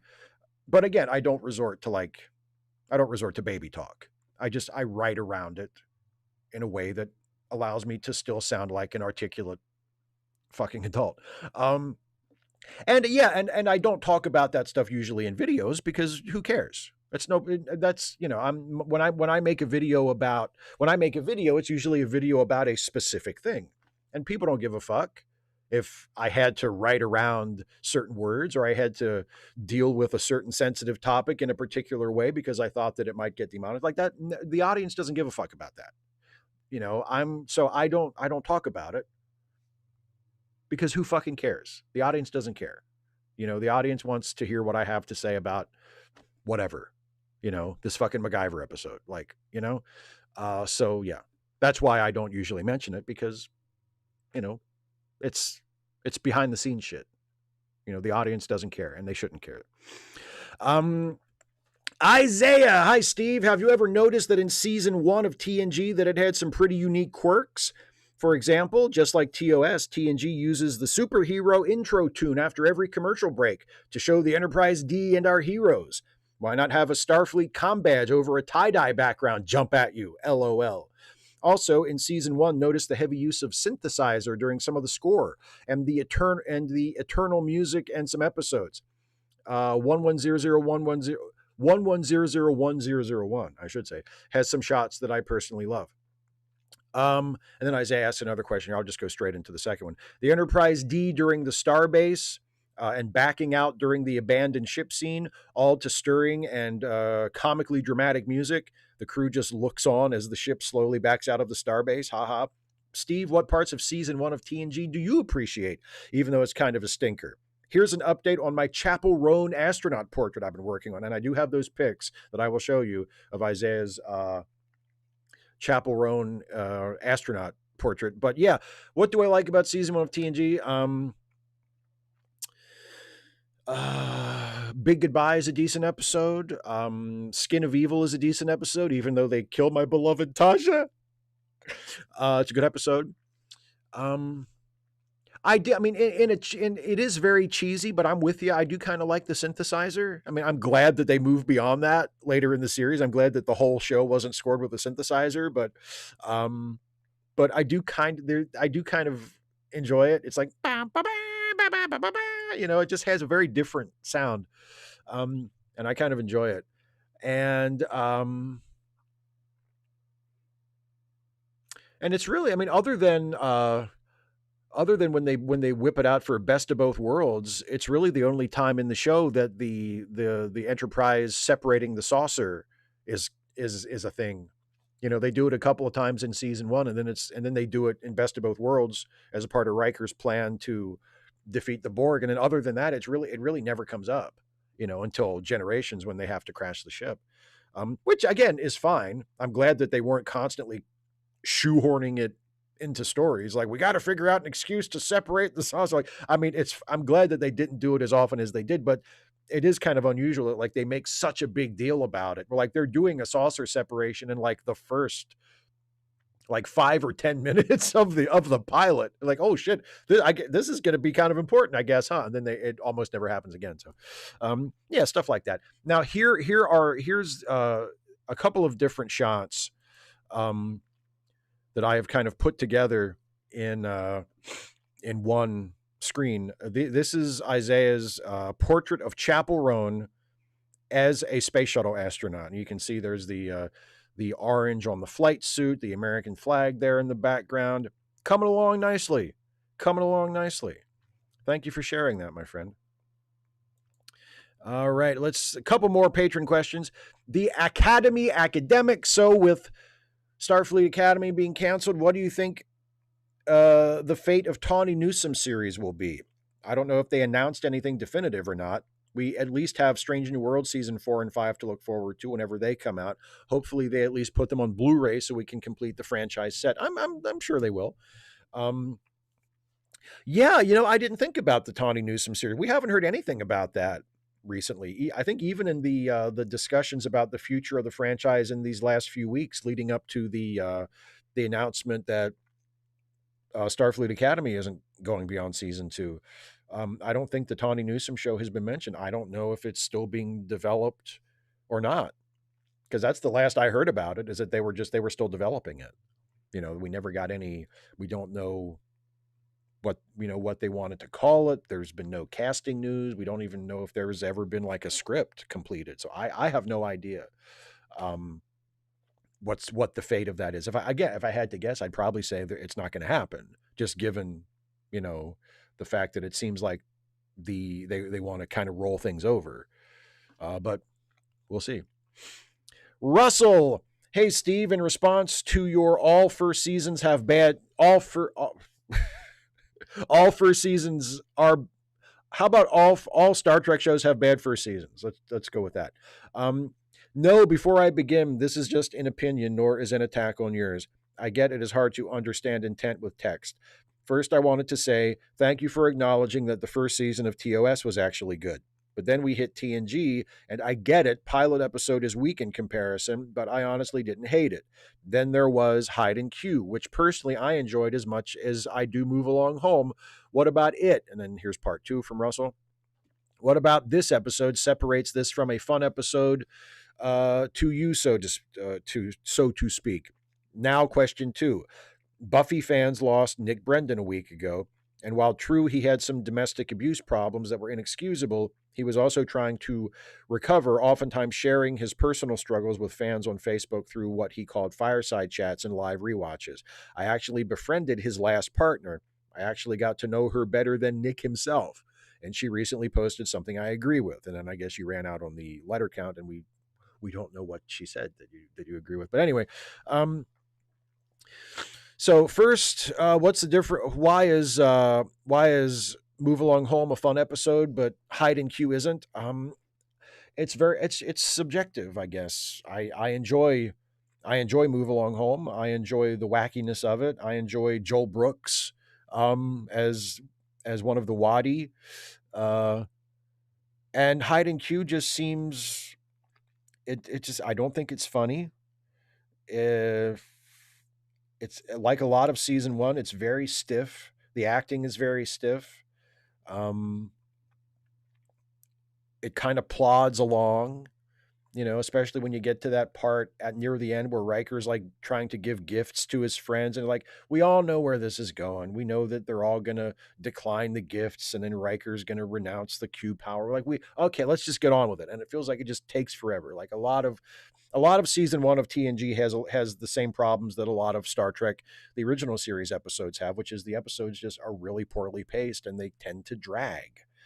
And I think Hide and Q is a good example of an episode that just really drags. I don't think Move Along Home drags that much. I think it moves pretty well. Yeah, it's goofy, but it's fun. And it's got Joel Brooks and all over the place. So I like it better. As for the death of Nicholas Brendan, I mean, look, I did not know him personally. I did not know any of his partners personally. I can only go by what I saw him do on TV and by what other people who did know him have said. And I thought he was great as Xander on Buffy. And I've also heard many, many people who worked with him and knew him personally say that sometimes he was a lovely guy and sometimes he was absolutely awful. And yes, he did have demons. He did have struggles. He was a drug addict and he did try to overcome that. And apparently he had been doing better with that in recent years. He was, in recovery from what I understand. And he died of a heart defect that he was born with. So, I mean, it's a tragic story all around. So, I mean, I don't feel any particular need to celebrate him or sanctify him, because I know that he was very abusive to a lot of people in his life.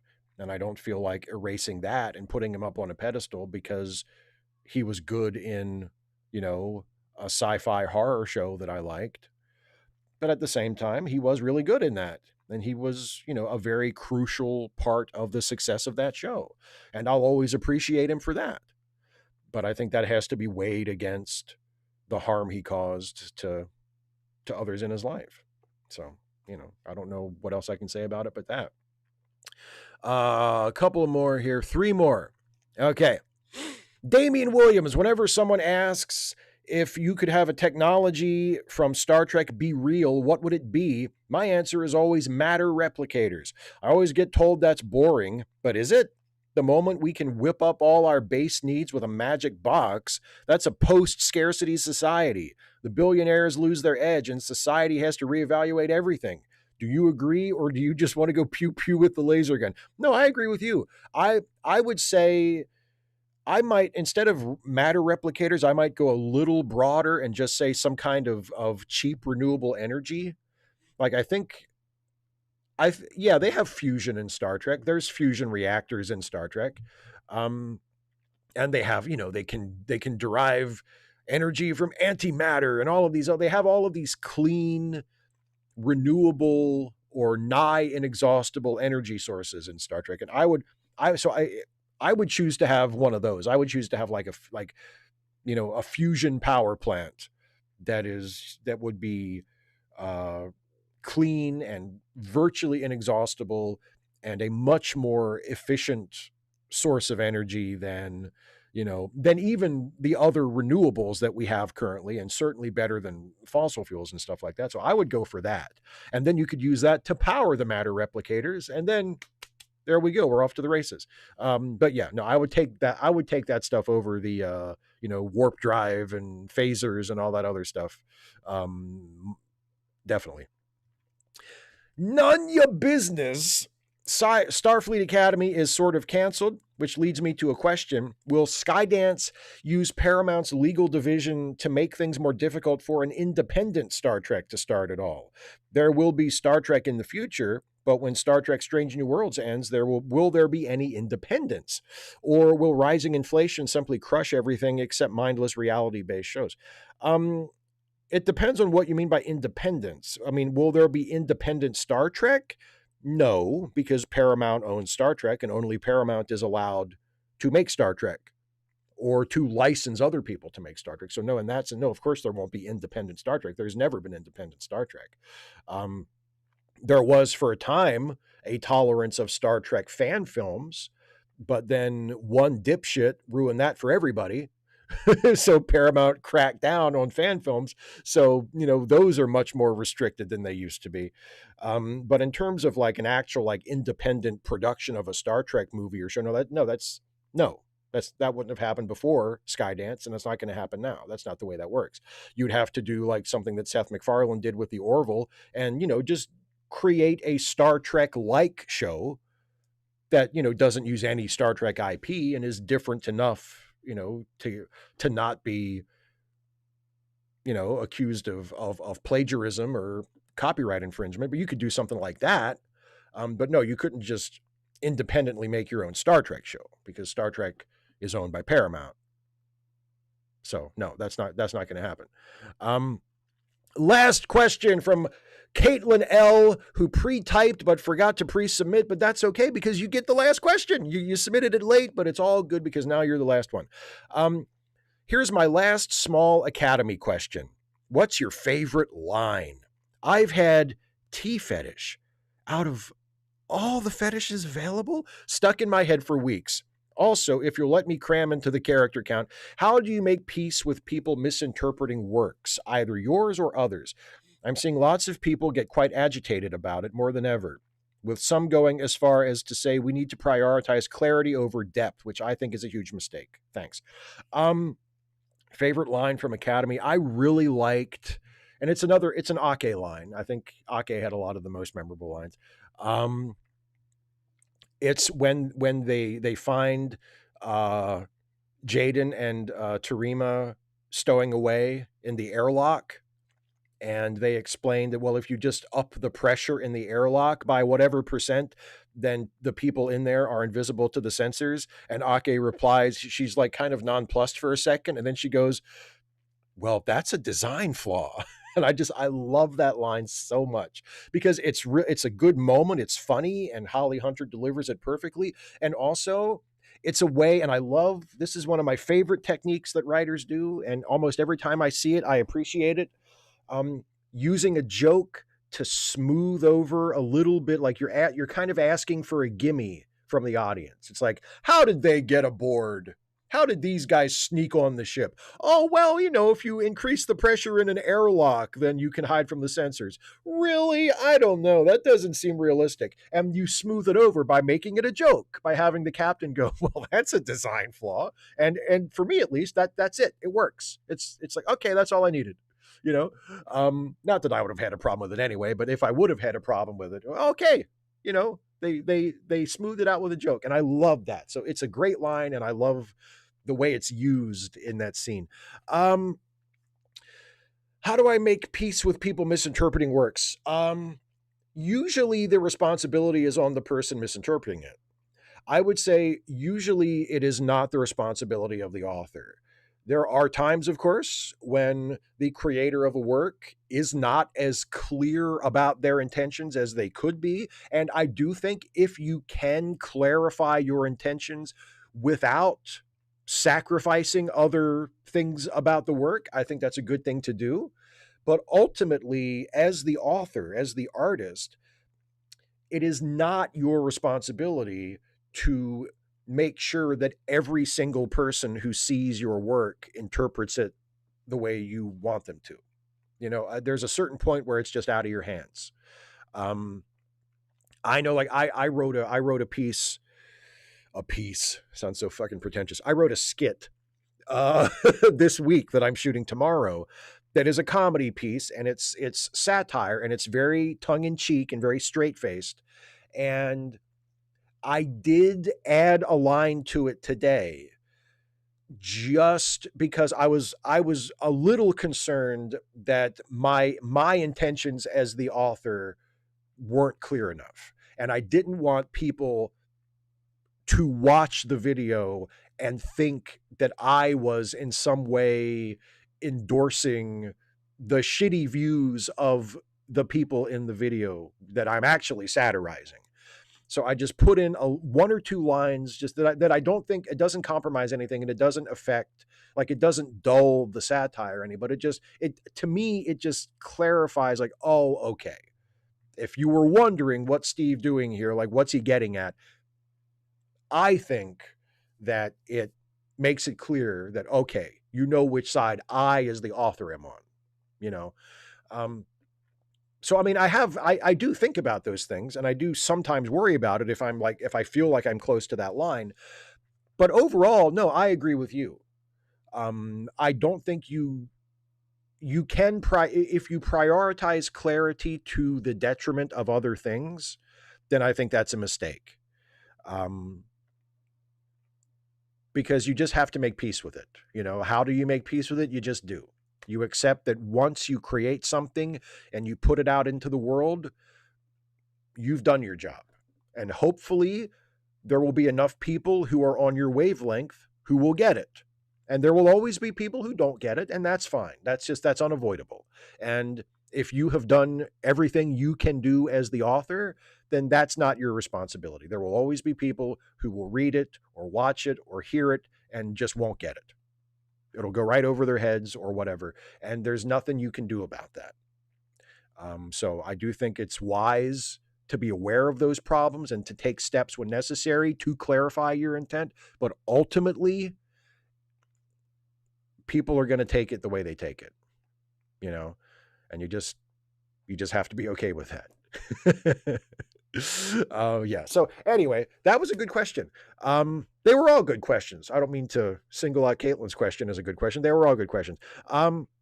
Let me do my ceremonial reboot of the chat viewer, my on-screen live chat viewer, and then it'll be time to show you a brand new Stuffy and Friends video, because this is the time of the show after I get through the patron and member questions, but before I hang out with the chat for the rest of the show, where I debut a brand new Stuffy and Friends short.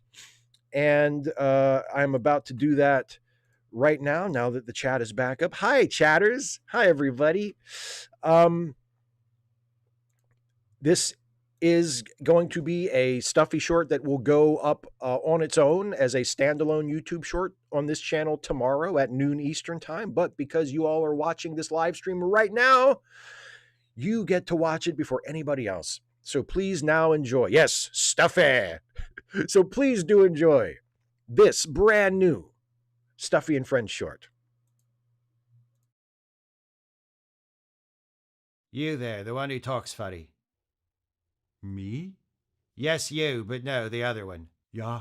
Someone told me you were an actor. Yeah, you were informed correctly, my friend. There any money in that racket? Alas, for none but a fortunate few. Then why waste your time? I had no choice. It was many years ago when the muse first seduced me, and I allowed her to take me roughly, with wanton abandon. I have been her servant ever since. So it's a sex thing, then? Metaphorically speaking. Why this sudden interest in acting, Jack? I don't know. Why this sudden interest in not minding your own bloody business? That's not new. Are you thinking of getting into acting, Jack? If so, I would be happy to have you read for the new show I am producing at the South End Community Theatre. What's the pay? It pays nothing. It will cost you everything. I'll think about it. Who knows, Jack? You might get a part in Hans's play, and it'll be your first step on the road to fame and fortune. Yeah, you might get so rich you can afford to just fuck off from society for good. I'd chain the exits and set fire to a school for that. Christ, so would I. Metaphorically speaking. Of course. Is it a public or a private school?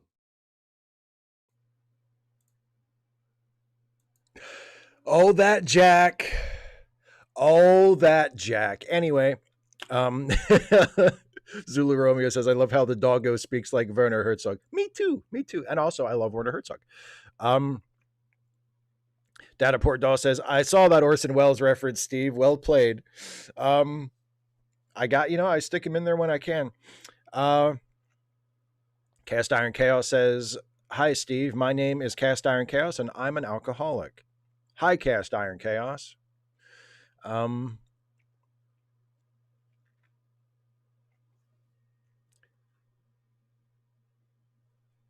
Caitlin, with some follow-ups to her question, I feel similarly like it's one thing to this supports the opposite of the intended reading by this or that oversight, but I've seen people get upset because yet more others misinterpret lately, and especially that thing where someone says clarity should be prioritized over everything else if it's a choice between those two. I've been more distressed by their distress over trying to perfectly prevent all the misinterpretations than the misinterpretations themselves, if you get me. Absolutely right. Yeah, I agree. And again, I like that's a losing game. Like, you can never eat, because first of all, if you prioritize clarity over everything else, and your story or whatever you're making has some kind of a message to it, like you're trying to get some kind of a point across, if you over prioritize clarity, it's going to wind up being didactic. It's just going to be preachy. And even then, there are still going to be people who won't get it. Like, think about, like, there are right-wing fans of the Twilight Zone. Like today, there are right-wingers who like the Twilight Zone because the progressive political messages of the Twilight Zone go right over their head. And the Twilight Zone could be, not always, but often, it was a really preachy show, a really didactic show. So was classic Star Trek. I mean, my God, Let That Be Your Last Battlefield. An incredibly didactic episode. And there are still people who do not get that it is like an explicitly anti-racist message. So like, you can't, even if you go full towards like, let's try to make this as obvious as possible, you're still going to miss some people. So it's a losing game. And like I said, you just have to make peace with that. You're going to miss some people. Your priority should be do right by the work. Tell your story or make your art or do right by whatever it is you're making. Fulfill the needs of whatever your project is, first and foremost. And, you know, accept that not everybody's going to get it. Yes, thank you, Kirog. Let me turn to some of the super chats I missed because there were a couple that came in. First, Kirok said, the part of my question was cut. Do you think people can change, and is it wrong to feel grief for his family? Oh, no, it's not wrong to feel grief for his family. No, it's not wrong. And yes, I do think people can change. But like, I didn't know him, and I only know what other people have said about him. So it's not for me to decide whether he changed or not. But yes, of course, people can. John Burns with the super chat. Number one actor influenced Star Trek legacy, Bill Shatner. Yeah, I get. I mean, you and then Kirog also with a super chat to remind me of the earlier super chat. Thank you very much. John Burns says Star Trek legacy Bill Shatner. I mean, obviously he was Captain Kirk, so that's a big influence. I think you could also make an argument for Nimoy. I mean, yeah, Shatner was Captain Kirk, but Nimoy was Spock, and it's kind of tough to, like it's one of those two as far as like the most recognizable character from the franchise. A lot of people would say Spock, but certainly Shatner is way up there as the most important or most influential actor in the franchise. Here's another super chat from Cast Iron Chaos. Kids these days, back in my day, we watched animation like Star Trek the Animated Series, Bullwinkle, Flash Gordon, and Return to the Planet of the Apes, and we enjoyed it! Yeah, animation wasn't that much better when I was a kid. I had, He-Man and Super Friends, and actually, by the time I watched it, Super Friends had evolved into the legendary Superpowers show. But yeah, not great animation. Not great animation, but we liked it. Sinister Intelligence, our friend Isaiah with a super chat. Thank you very much. Says, so I'm a black autistic guy who's building a model rocket and made Chapel Roan, of all people, an astronaut in an alternate life. Am I, too much for people? I sometimes don't get myself. Well, no, man, you're not too much for, you might be too much for some people, or some people might, find out that you're making like a Chapel Roan astronaut portrait and go, okay, whatever. But that's okay. It's kind of like what me and Caitlin were talking about with like, not everybody's going to get, your art, your storytelling, your whatever you're doing. Some people just aren't going to get it. And that's the same with people too. Not everybody's going to get you. That's fine. There will be people who do. And that's okay. That's good. Just be you. There's nothing wrong with who you are. You're not a bad person, at least not as far as I've ever seen. So pursue your hobbies, however weird they are. You're not hurting anybody. As long as you're not hurting anybody, pursue your weird hobbies. Be as weird as you are and enjoy it. And there will always be people that will appreciate that and will get it and will want to share that with you, instead of being put off by it. Harry Behemoth with a super chat. Hey, Steve, you want $2? $2? I do. Thank you very much for the $2, sucker. I appreciate it. Okay, let me go back and catch up on a few that I've missed here. Steve Schmeling says, hi, Steve. My name is Steve. I'm not an alcoholic, but I get a lot of practice. Well, practice makes perfect. Stephen Glenard says, as long as everyone is distressed, I'm good. That's what I want to. I want everybody to just be distressed. Zulu Romeo, where does show don't tell fit in? Well, I think that it goes along with what we're talking about. I think show don't tell is a really good rule to live by as a storyteller. Sometimes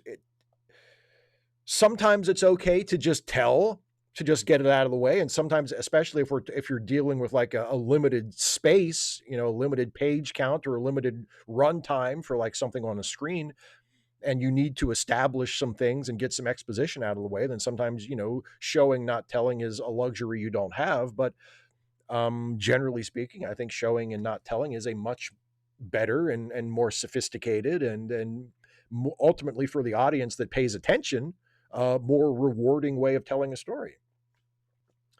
Yeah, Caitlin, it's like lawyers looking for loopholes. Yeah, exactly.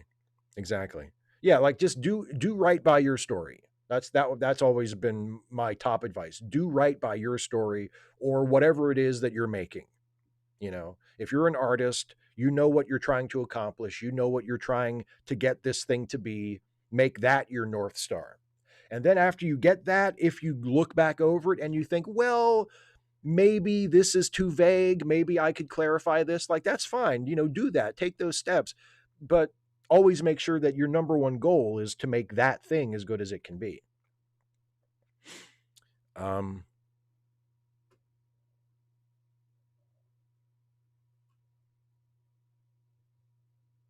255 AD says, what would you say to someone arguing Skydance being in charge makes it unethical to work on Star Trek? I mean, I don't want to argue too strongly against it because I am sympathetic to that viewpoint, but that's an awfully high standard.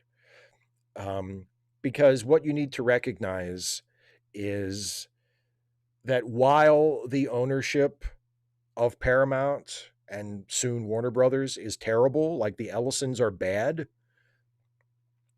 but unfortunately they are not uniquely bad.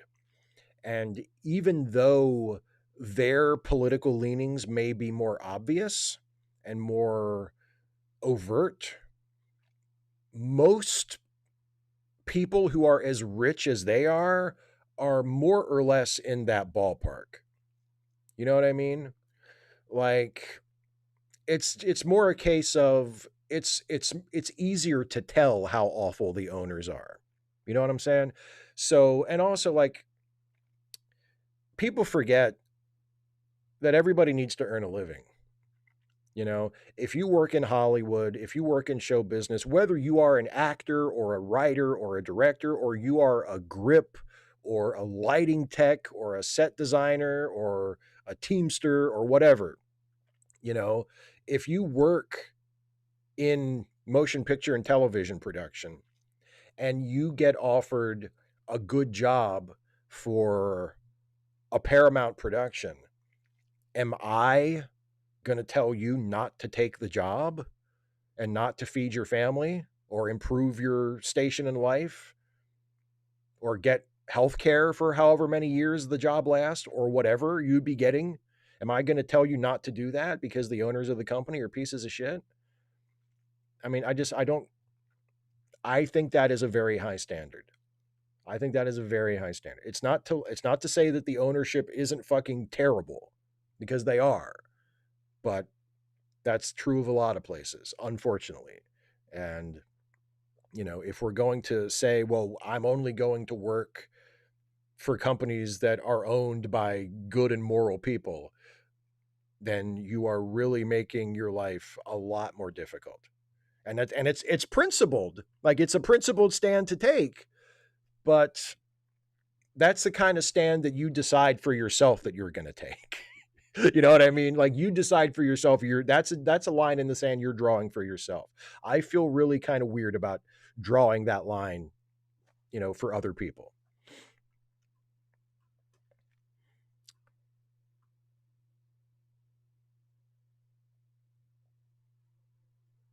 Okay, Dembe has some thoughts about queer representation in Academy. Says, hi, Steve. Love your approach to Star Trek reviews, and your recent one on Academy was wonderfully balanced considering all the vitriol it's been facing. I just had some concerns with its queer rep. Though queer couples are allowed to exist, they don't seem to show the same amount of physical affection as the straight folks. It feels like there's been self-censorship since Disco. Any thoughts? That may be true. Now that you mention it, yeah, there wasn't really a lot of like romantic affection, like physical affection from the queer couples in Starfleet Academy. Like we never saw like physical affection from Jet Reno and Laura. Maybe that's self-censorship, or maybe it's coming from the top. Maybe they said, look, you can have queer couples, but we don't want complaints from people with, you know, if they kiss or whatever.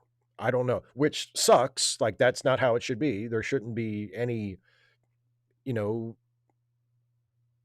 imbalance between how straight couples and queer couples are portrayed in terms of that. But but yeah, it's a good observation. I'm not sure if that was intentional on anyone's part or not, but yes, I do think that is a valid observation.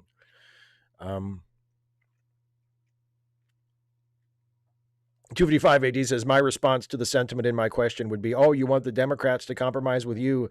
Should Harris and Biden have also run all their policies by you personally? That's a great response. Yeah. Oh, sorry. I didn't know they were supposed to ask you. Sorry. Member message from Kirok says, just rewatched Drone, the Voyager episode with a friend. I actually liked this one with one minor complaint. Do you remember this one? Do you like it? And if not, what doesn't work for you? Honestly, man, I think I reviewed it last year as a part of one of the Borg batches. I honestly don't remember that much about it. I can't remember if I liked it or not. It's completely out of my head. I'm sorry. And here's a super chat from Damian Williams. There's no such thing as ethical consumption. Yeah, it's that same kind of, it's the same kind of deal. Yeah, I mean, it's the world sucks and the suckiness is covering all of us. Like there's, I feel like we should try to make the most ethical decisions we can, but let's not hold ourselves or each other to impossible standards given the let's try to improve the circumstances, but let's not hold each other to impossible standards while those circumstances are in place.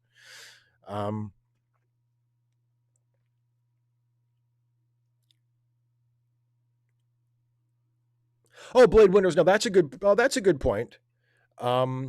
And the Harry Potter thing, the Harry Potter thing is I think almost a unique case, because with the new Harry Potter show, you have a case where there is really no artistic purpose for the project to exist. It's being made for purely commercial reasons, just to wring more money out of a cash cow franchise. And it is materially benefiting a person, J.K. Rowling, who has made it abundantly clear that she has used and intends to continue using her wealth and influence to harm trans people, to harm a particular group of the population. So that all of those factors together, I think, really makes participation in the new Harry Potter show like especially inexcusable. So it's not like, would I say that someone was a bad person for taking a job, even if they are like a prominent actor, for taking a job with Warner Brothers or with Paramount? No, I feel like that's a step too far. Unless the project itself is like promoting something terrible. And with the Harry Potter series, I think you can say that. I think the politics and the actions of the creator are so vile and so undeniably vile. And the project itself is of so little artistic worth that there's really no reason, there's just no reason for anybody to do it. Especially, maybe you can make a case, well, the child actors, it's their big break. But for the established adult actors who are playing like the adult characters, like the John Lithgows and Nick Frosts and all the rest of those guys, there's no excuse. There's no excuse. This isn't your big break, right? Like, you can go do other jobs. There's no excuse.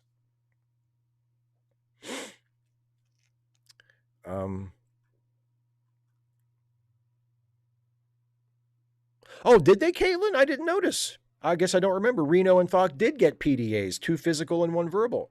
I don't remember that. I don't remember. I guess I must not have been paying attention. Oh,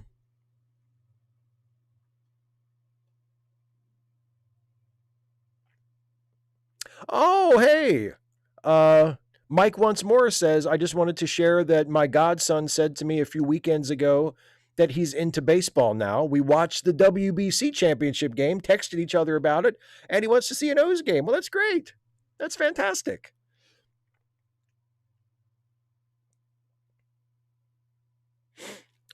Casey says, as a gay man, I actually enjoyed the queer representation. It wasn't a focus; they just were. That's one of the things I liked about it. It was treated as just a fact of life.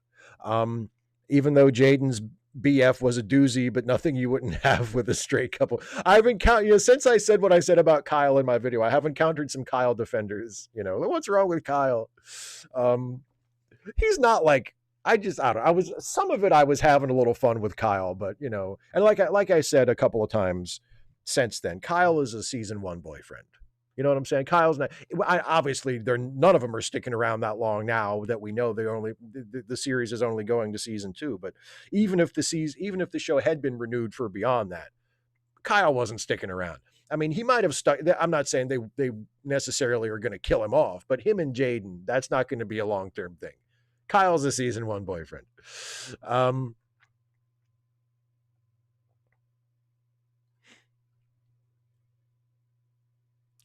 Thomas Fuchs says all HP is bad. The printers, the franchise, the Lovecraft, the sauce. Damn, everything HP sucks.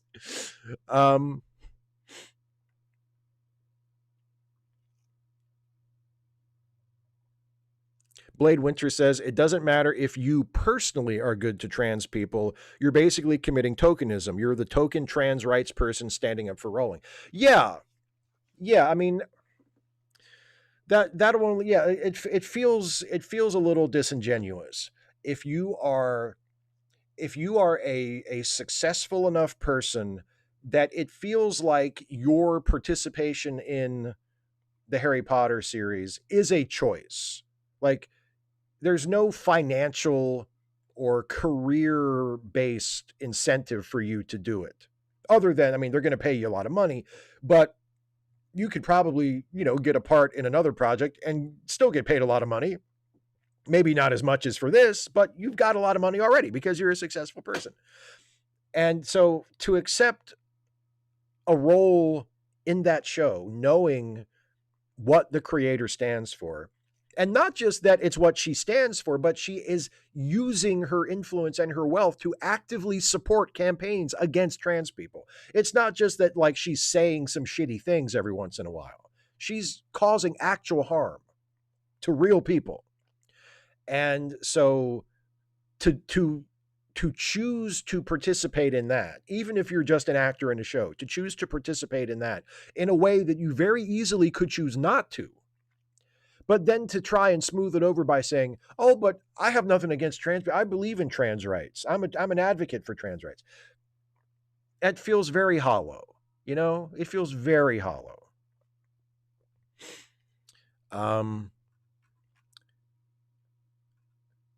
Brian Baker with a member message. Steve, do you have any writing rituals, music that you play while wrestling with the muse? No, not really. Not anything regular. Sometimes I listen to music.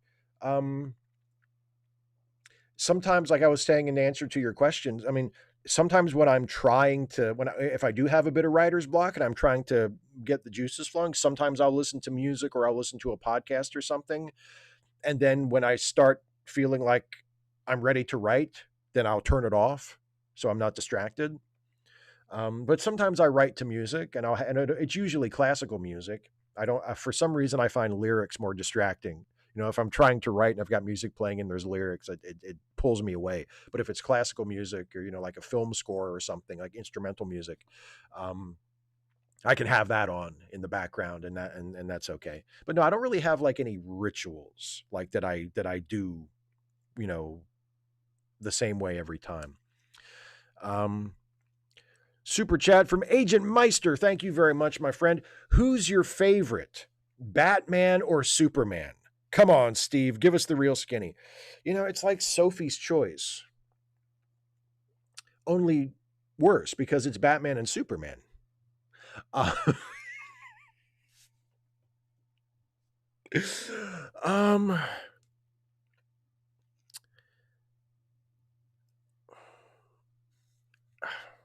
Batman, but it's tough. It's tough, and it's close because I love them both so much. But if I absolutely had to choose one, it would be Batman. Yeah.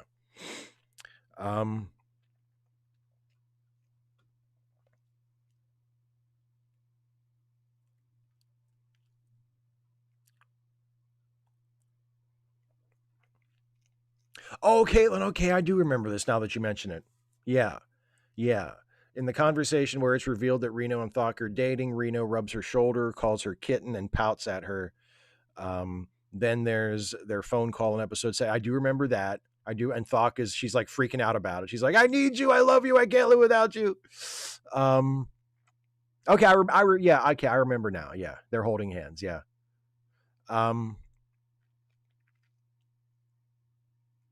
Kane 20C and Caitlin are in agreement about Kyle. He's cute. He's quiet. He's boring. He's perfect. Okay. Well, if that's what does it for you, then, enjoy Kyle while he is there to be enjoyed. Steve Schmeling says, I've learned Gene's vision includes 1, no more modesty, and 2, unless his fingers are in everyone's soup, no one gets to have it. Boy, ain't that the truth. Yeah. That a lot of people forget, the people who sort of wax poetic nowadays about Gene's vision tend to forget that while Gene was alive, a lot of Gene's vision revolved around Gene. You know what I'm saying? And the things that Gene liked and things that Gene wanted to normalize for his own reasons. And I'm not saying that I'm not saying he didn't genuinely care about the progressive things that he talked about, because he talked a lot about equality. He talked a lot about, wanting to get rid of sexism, but then in his own personal private life, he said and did some incredibly sexist things. So he was not perfect by any means. And yeah, a lot of the Gene's vision stuff revolved around him and his ego and his own peculiar hang-ups and desires. So yeah, I think that's a really good way to put it. Yeah, especially number 2. Unless his fingers are in everyone's soup, no one gets to have it. That's a great way to describe it.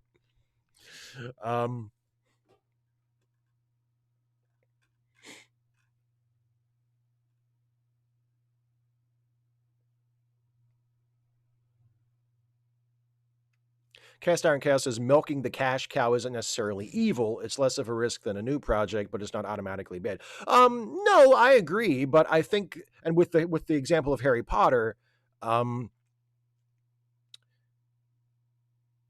milking the cash cow isn't evil, but it does mean that there is no real artistic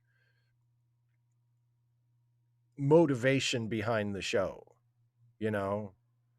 So you can't even use that excuse. It's not like, well, yes, rolling is awful, but, I've wanted the chance to adapt these books for so long, and this is going to be such a great, and it's like, but no, everybody knows that this is just a redundant remake so that the studio can cash in.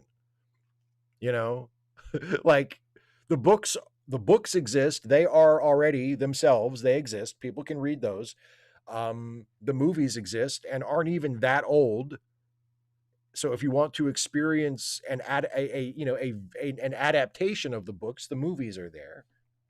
And now we're doing a TV show that is going to adapt the same books that the movies adapted, only apparently just going to take a whole lot longer to do it.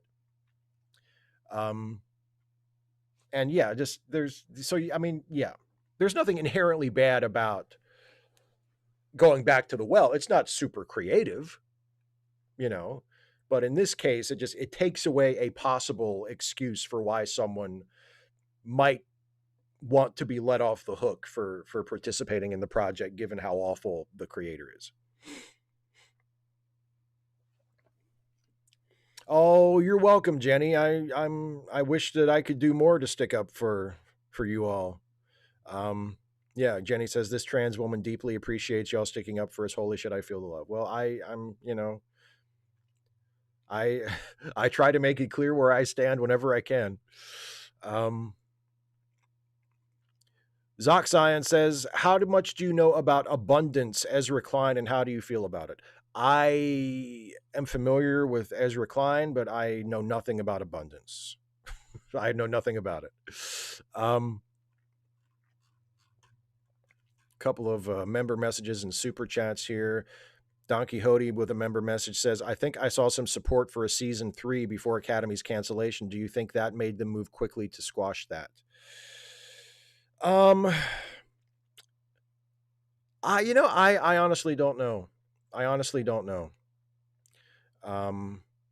I think if they had, despite whatever ideological motives might be behind the decisions being made about Star Trek and other creative decisions being made at Paramount right now, I truly think if they thought that the series was going to be, you know, successful, if it was meeting whatever benchmarks they had set for it, they probably would have greenlit a third season. I think a lot of it probably just does come down to a financial decision. The show was not as successful as they wanted it to be. So if there was enough support for a season 3, I don't think they would have squashed it. I think they would have said, sure, let's do another one.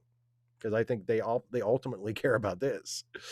And there's a super chat from Jenny Duncan. Thank you, Jenny, very much.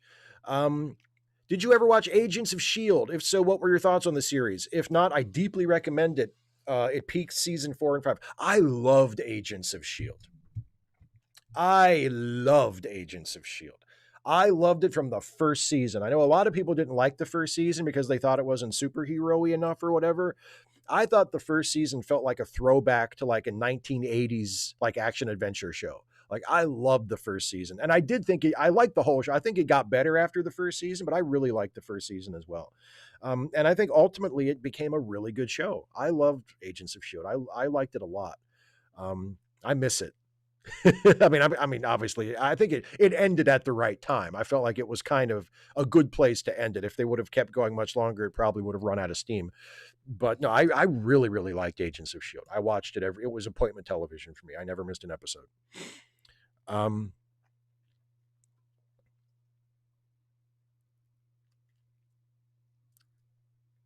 Tasby12 says, okay, Steve, how about Marianne or Ginger? Marianne.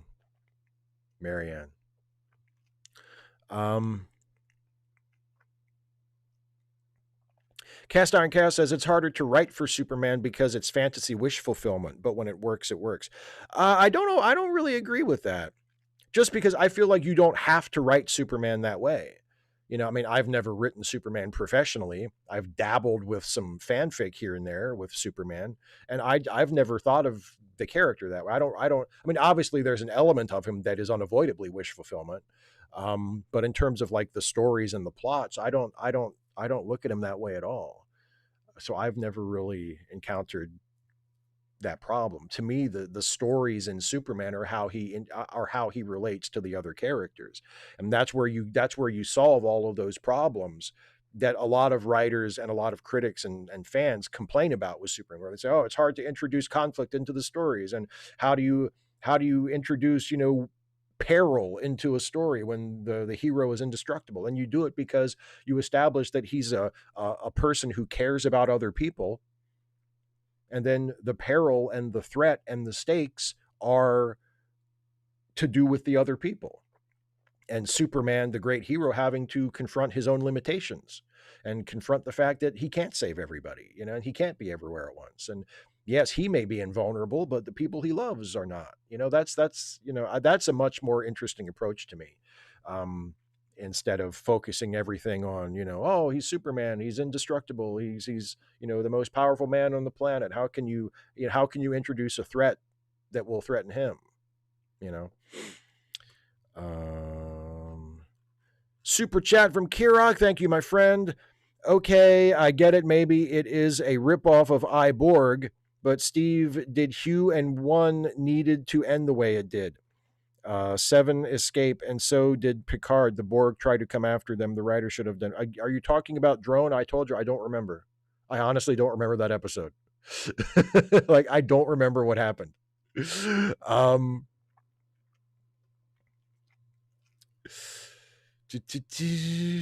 Steve Schmaling says Norris dies at 86. Shatner still kicking at 95. No thoughts. I just think that's funny. Also, Gene Shalit still alive at 100. Huh? I know, right? And if Gene Shalit is 100, the mustache has got to be at least, what, 80? That's pretty impressive. Tasby says, who's your Batman? West, Keaton, Bale, Pattinson, the guy from the super racist serial in 1943, Lewis Wilson. Lewis Wilson.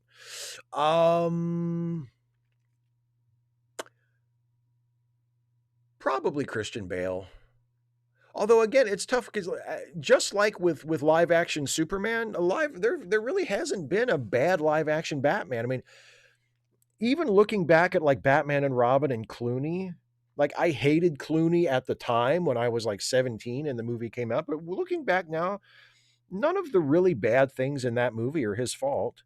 Like it's the Batman and Robin's not a bad movie because George Clooney is Batman. He's doing the best he can, just like Val Kilmer in Batman Forever. I mean, I think that's a rotten movie too, but I don't blame Val Kilmer for it.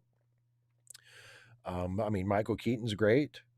Adam West, fucking brilliant.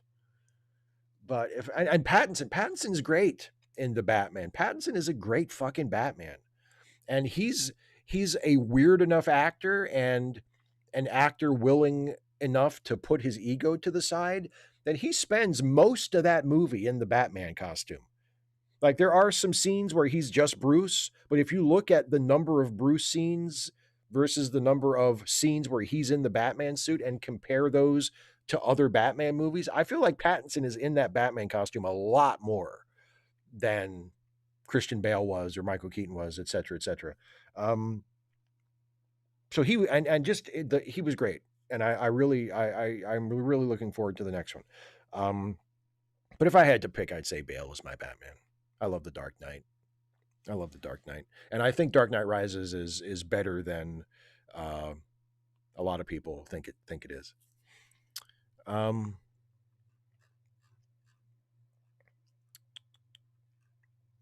Zulu Romeo, Pure West.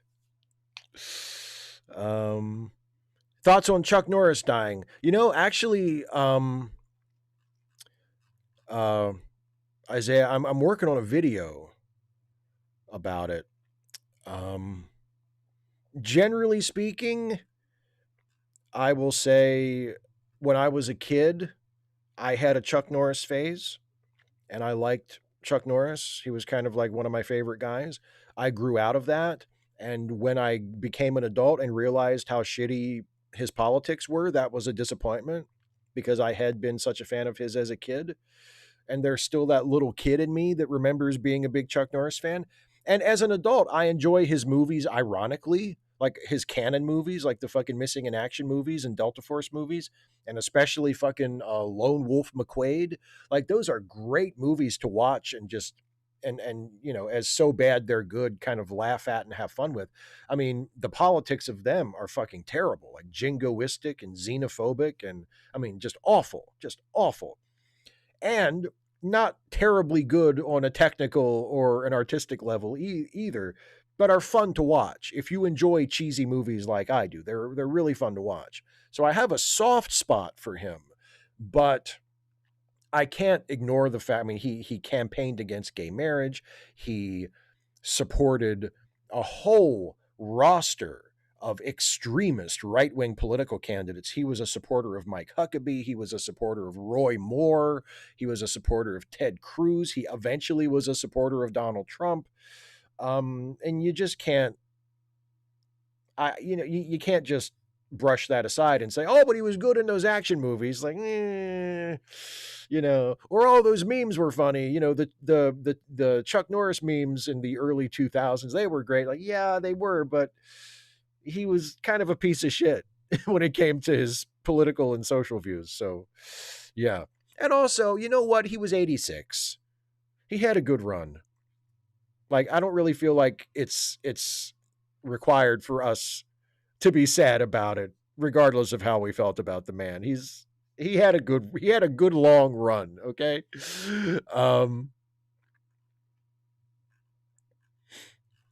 Cast Iron Chaos says, see everyone at No Kings tomorrow. I'm going for 2 reasons: to anger him into doing something stupid and enjoy myself. Both are guaranteed. Hell yes.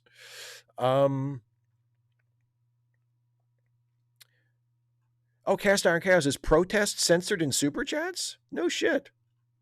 Boy, Caitlin discovered some odd censorings as well that are not due to restrictions I've placed on it. It's apparently like a higher level YouTube thing. That's weird. Don't love the fact that apparently protest is censored. Harry Behemoth with the super chat. Whatever happened to D12, Eminem's band? I mean, I think they just kind of stopped making records together, didn't they? Did they ever officially break up?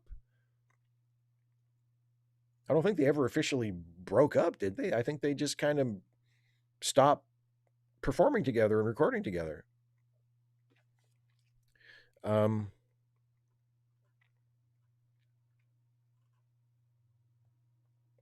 Jenny Duncan, Chuck Norris, Zionist Brown. That's it. Thank you for pointing. Yes, he was also a huge Netanyahu supporter. Yes, in addition to the other stuff I mentioned. Yes, thank you for reminding me of that. He was a huge fucking Netanyahu supporter.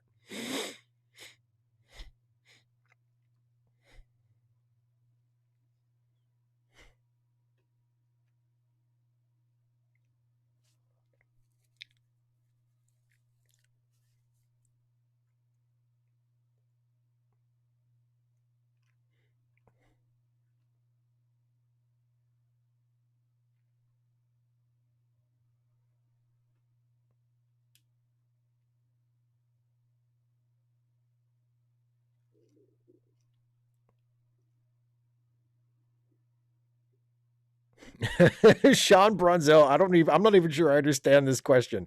If Ginger were the Bruce Wayne equivalent and Marianne was Superwoman incognito, what does that even mean? What does that even mean? Dev Null says, so what is your take on the risks posed to transgender Americans by the wave of laws requiring digital services to use insecure ID age verification? Yeah, I've heard a lot of trans people express concern that it's like a way of keeping track of who is trans in the country, which, given who is in charge, has some very troubling, sinister implications. Like if the government, the federal government especially, is incredibly anti-trans at the moment, and if they are going to require people to use, to try and force people to use IDs that would reveal, who is trans and who isn't, and allow the government to keep like a, a database of who all the trans people are and where they are, like that. It's kind of easy to see why trans folks in the current environment would be like, we're not loving that. I mean, I think trans people have a right to be concerned and upset about pretty much everything at the moment. I mean, they're being singled out for mistreatment under an administration that is mistreating pretty much everybody. And they're being mistreated even in comparison to how other groups are being treated. I think the only other group that is being treated as viciously as trans people in the United States right now are people who are perceived as being illegal immigrants, whether they actually are or not, or undocumented immigrants, I should say. I mean, and you could maybe even make a case that legally speaking, like in terms of long-standing policy, trans people are being treated even worse. So no, I mean, trans people have unfortunately, it sucks. It's unjust. It's horrific, but trans people in the United States have all kinds of things to be concerned about and pissed off about. Zulu Romeo, back to the trophies thing. Trophies for Trek. The What the Fuck Were They Smoking Award for Sub Rosa. That's a good one. That's a good one.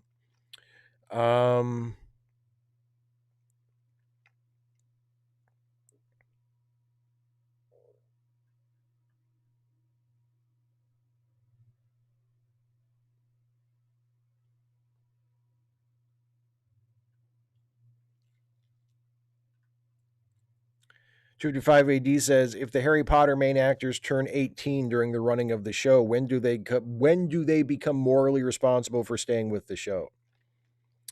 I mean, I guess they do at some point. I'm not sure where I would draw the line. And also, I mean, I guess it depends on what their contracts say. Like if they signed some kind of, long-term contract when they were kids, or their parents, their representation, whoever's responsible, signed the contract, and they're kind of locked in, then I guess you can't necessarily hold them responsible. But,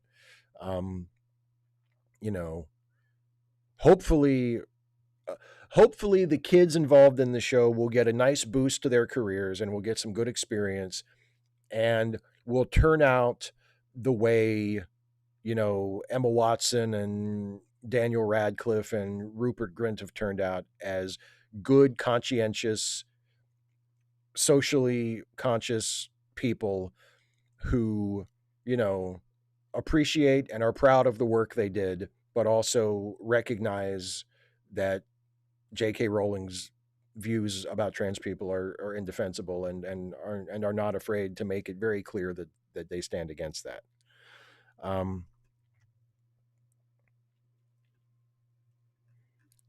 me see here. A couple of super chats.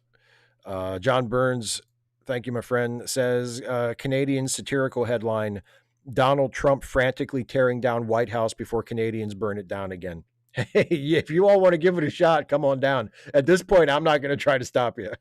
I'd be rooting for you at this point. Sean Brunzel with a super chat. Okay, let's see if this clarifies it. Okay. Would you prefer Ginger if she were Batwoman or Marianne if she were Superwoman? I gotcha. Because Bruce Wayne played the Ginger type as a billionaire and Marianne would be a Clark. I gotcha. Okay. Thanks for giving me money and also clarifying that. I think I'd still go Marianne. Yeah.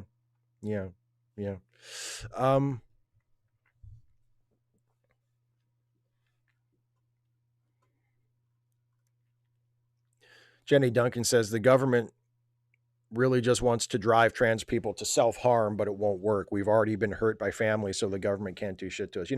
That's a good point. And I mean, and obviously there are some trans people, just as with any group of people, that, that are vulnerable to self-harm. And unfortunately, suicide rates and self-harm rates are higher statistically among trans people than they are other groups. And I think that needs to be said. But I also think a lot of transphobic people, a lot of the people who are, like you're referring to there, Jenny, really underestimate how tough trans people are.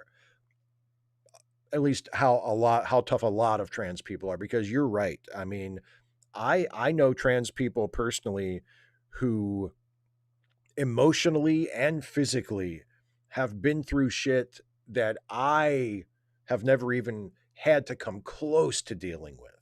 And they have lived through it and they have survived and they are still themselves and they are still trying as best they can to live life on their terms. And they are some bad motherfuckers. Like, some of the most resilient people I know are trans people. And I think a lot of the people who are trying to dismiss them or treat trans people as like they're like just these soft little snowflakes who are confused, and they're boys that think they're girls or girls that think they're boys or whatever. Like, you do not understand the kind of people that you're fucking with, because they have been tempered by the worst bullshit that life had to throw at them. And if they survive that and they're still, got their fists balled and are determined to fight through whatever else you're going to throw at them so that they can live their lives as themselves and give you the finger when it's all over, like that, you have no idea what you're fucking with. So yeah, I think that's a good point. I did not to downplay the harm that is caused and the rates of depression and self-harm that do occur in the trans population. But yeah, that's a good point as well. Like, trans people are some tough motherfuckers because the world has given them no other choice.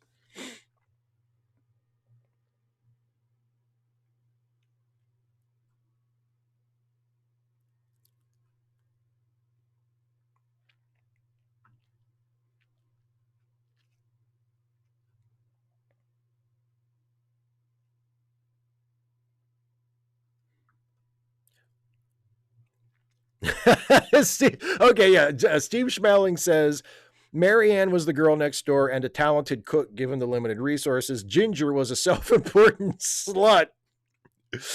And the actors hated being on the show. And then Stephen Clenard responds with, I object to calling Ginger a slut. She was glamorous, but I don't remember her double teaming Gilligan and the skipper.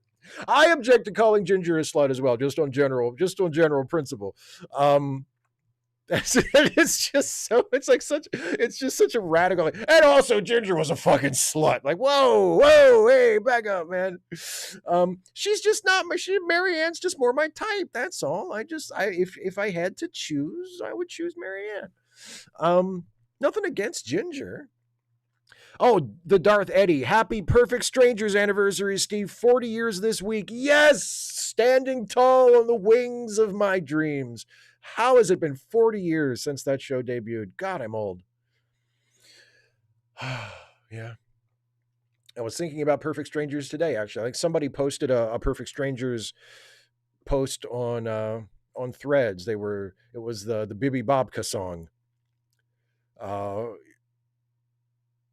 When Balky and Larry were making Bibi Bobkas, and Larry was trying to turn it into a lucrative business, of course, which failed ultimately because Larry's greed was their undoing, which was the plot of many a Perfect Strangers episode.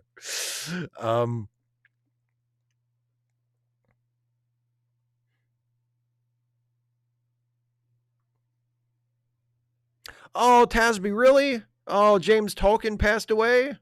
That's too bad. I didn't see that. Well, he lived to a ripe old age. He definitely was not a slacker. Um,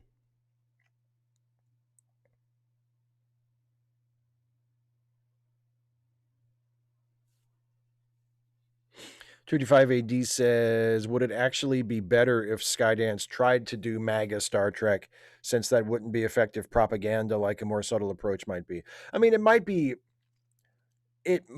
be gratifying to watch that completely fail, because I firmly believe that it would. Like if they came out with like a hardcore, like virulently right-wing Star Trek show, I really believe that would not be a successful show. So it would be satisfying to to watch that fall on its face. So in that sense, it might be better, sure. Oh yes, Caitlin. Yes, I did see that. Yes, I did see that about the YouTube filtering. Yeah, I'm gonna look more into that, because I mean, as far as I can tell, there doesn't seem to be a whole lot that I can do about it. Um, yeah.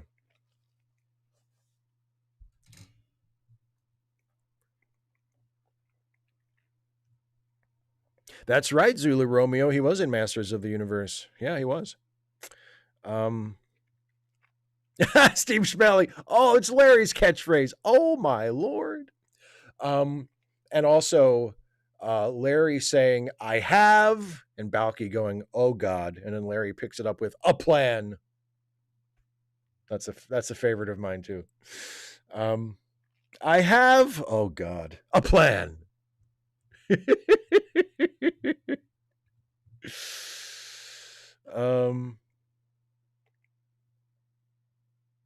Damian Williams says, did you see the Lois or the Law and Order CI? I almost said Lois and Clark, because there was a Lois and Clark with there was a couple Lois and Clarks with Bronson Pinchot. But no, the Law and Order Criminal Intent with Mark Lynn Baker.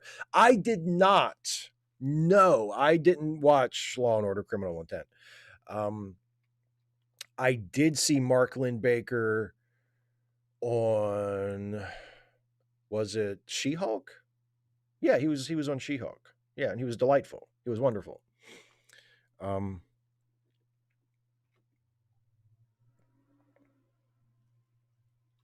Zulu Romeo, I did not pay money to see Masters of the Universe in the cinema, but my mother did, because I went with her. We went to see it. So I was not earning my own money at the time. I was 7, but yes, I did. I saw it in the movie theater as well.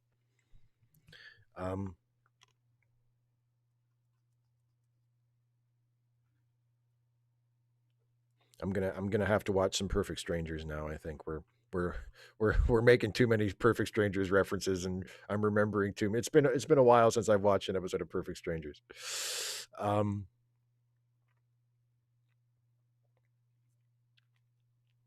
Power Ranger Donnie, I know. Thanks for the reminder, but yeah, I know that NBC aired Criminal Intent and ABC aired Lois and Clark. I know. thank you for thank you for making sure that I got that, but I remember.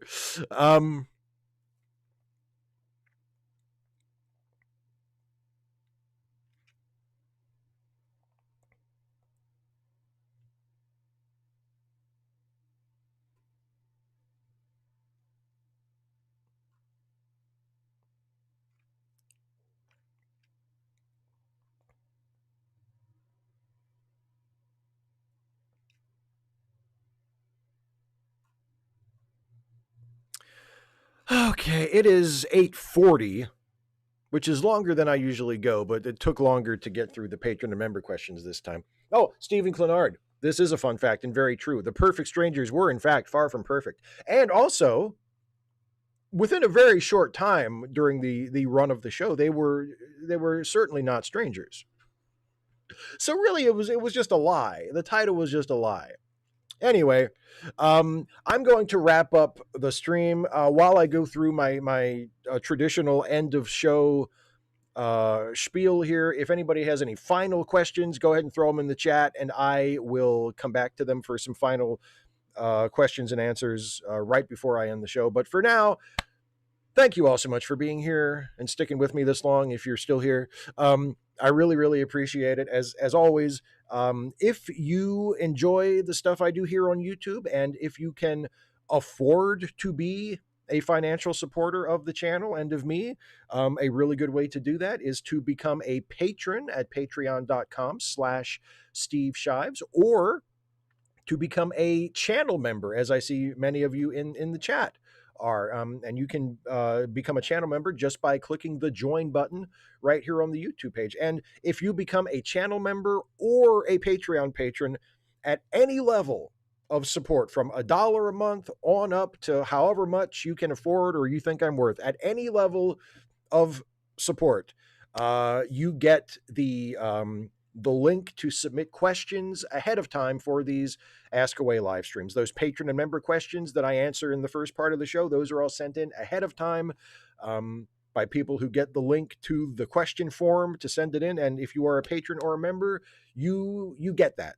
And I mean, obviously, you don't have to ask a question, but if you want to, you have the option. That's one of the little modest perks that I offer for my patrons and my members, just to show that I really appreciate you all going the extra mile and throwing a couple of bucks my way every month. I really, really appreciate that, because your support makes a difference and it adds up, and I could not do this without you. So you have my ever loving gratitude, my everlasting gratitude and love. Sure, that too.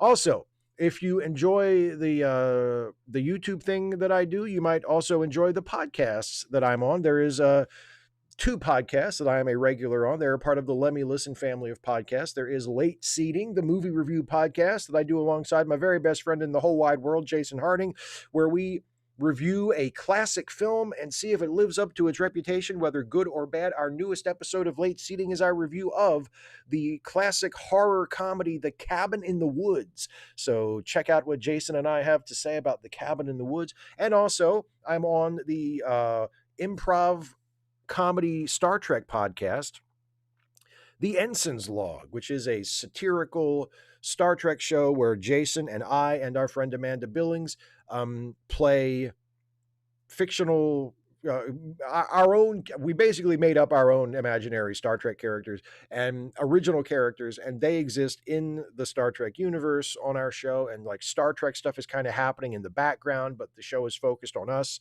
and our misadventures. And it's a parody of Star Trek and kind of a poking fun at Star Trek. So if you like that sort of thing, I would recommend checking out the Ensign's Log as well. And there are links to those shows in the description, and also it is on your screen right now. And also, don't forget, some random geek reminded us of this earlier. charitylinks.page, which is also linked in the description, to help out some friends of ours who need a helping hand. If you have a few bucks left over at the end of the month and you want to put them toward a good cause, as I was saying earlier in answer to Joe McClory's question, sometimes the problems of the world seem overwhelming and there's nothing we as individuals can do to fix everything, but sometimes we can make life a little easier and ease the burden just that much of another individual. And there are many such individuals who could use that kind of boost in charitylinks.page. So if you are able to and of a mind to, please consider helping out one of our friends who is listed in charitylinks.page, which is a document that is maintained by our buddy Some Random Geek. I think that's just about it. Let me take one last look at the chat and see if there are any final questions, and then we'll wrap this up for the night. 255 AD says, I went to see the latest Avatar movie with my mother, and she said there was too much action in that movie. I don't think anyone stopped to eat anything the whole movie. That's a very unique critique. Michael C2, imperfect colleagues. Yeah, there you go. Oh, Cast Iron Cast, I like this. Perfect Strangers was Mork and Mindy with two dudes. Interesting. Kara, yes, thank you for reminding me. We are having our monthly Zoom meeting this weekend. Yes, Sunday at noon Eastern time, and whatever the hell time it is at whatever part of the world you're in. Yes, it will be this Sunday, our monthly hangout with myself and my patrons and members. Absolutely. Ryan Johnson says, been enjoying watching Get a Life with Chris Elliott. I remember I watched it when it was originally on. I was a little too young to understand how funny it was, how subversive it was, but I have watched it again since then, and it's a really, really fun show. Yeah, that's a great one.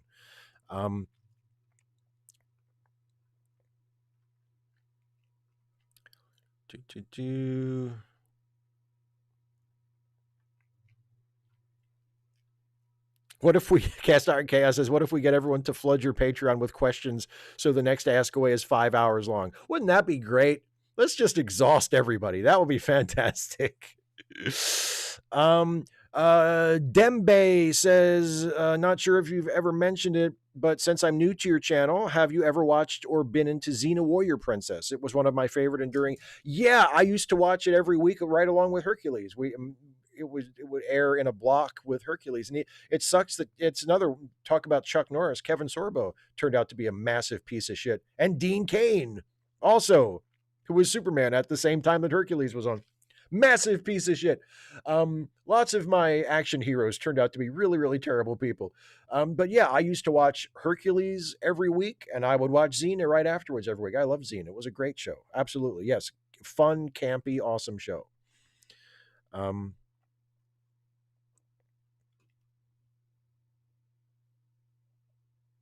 And yeah, I believe that's it. Yeah, that's true. Lucy Lawless hasn't let us down. That's absolutely right. Okay, good note to end on.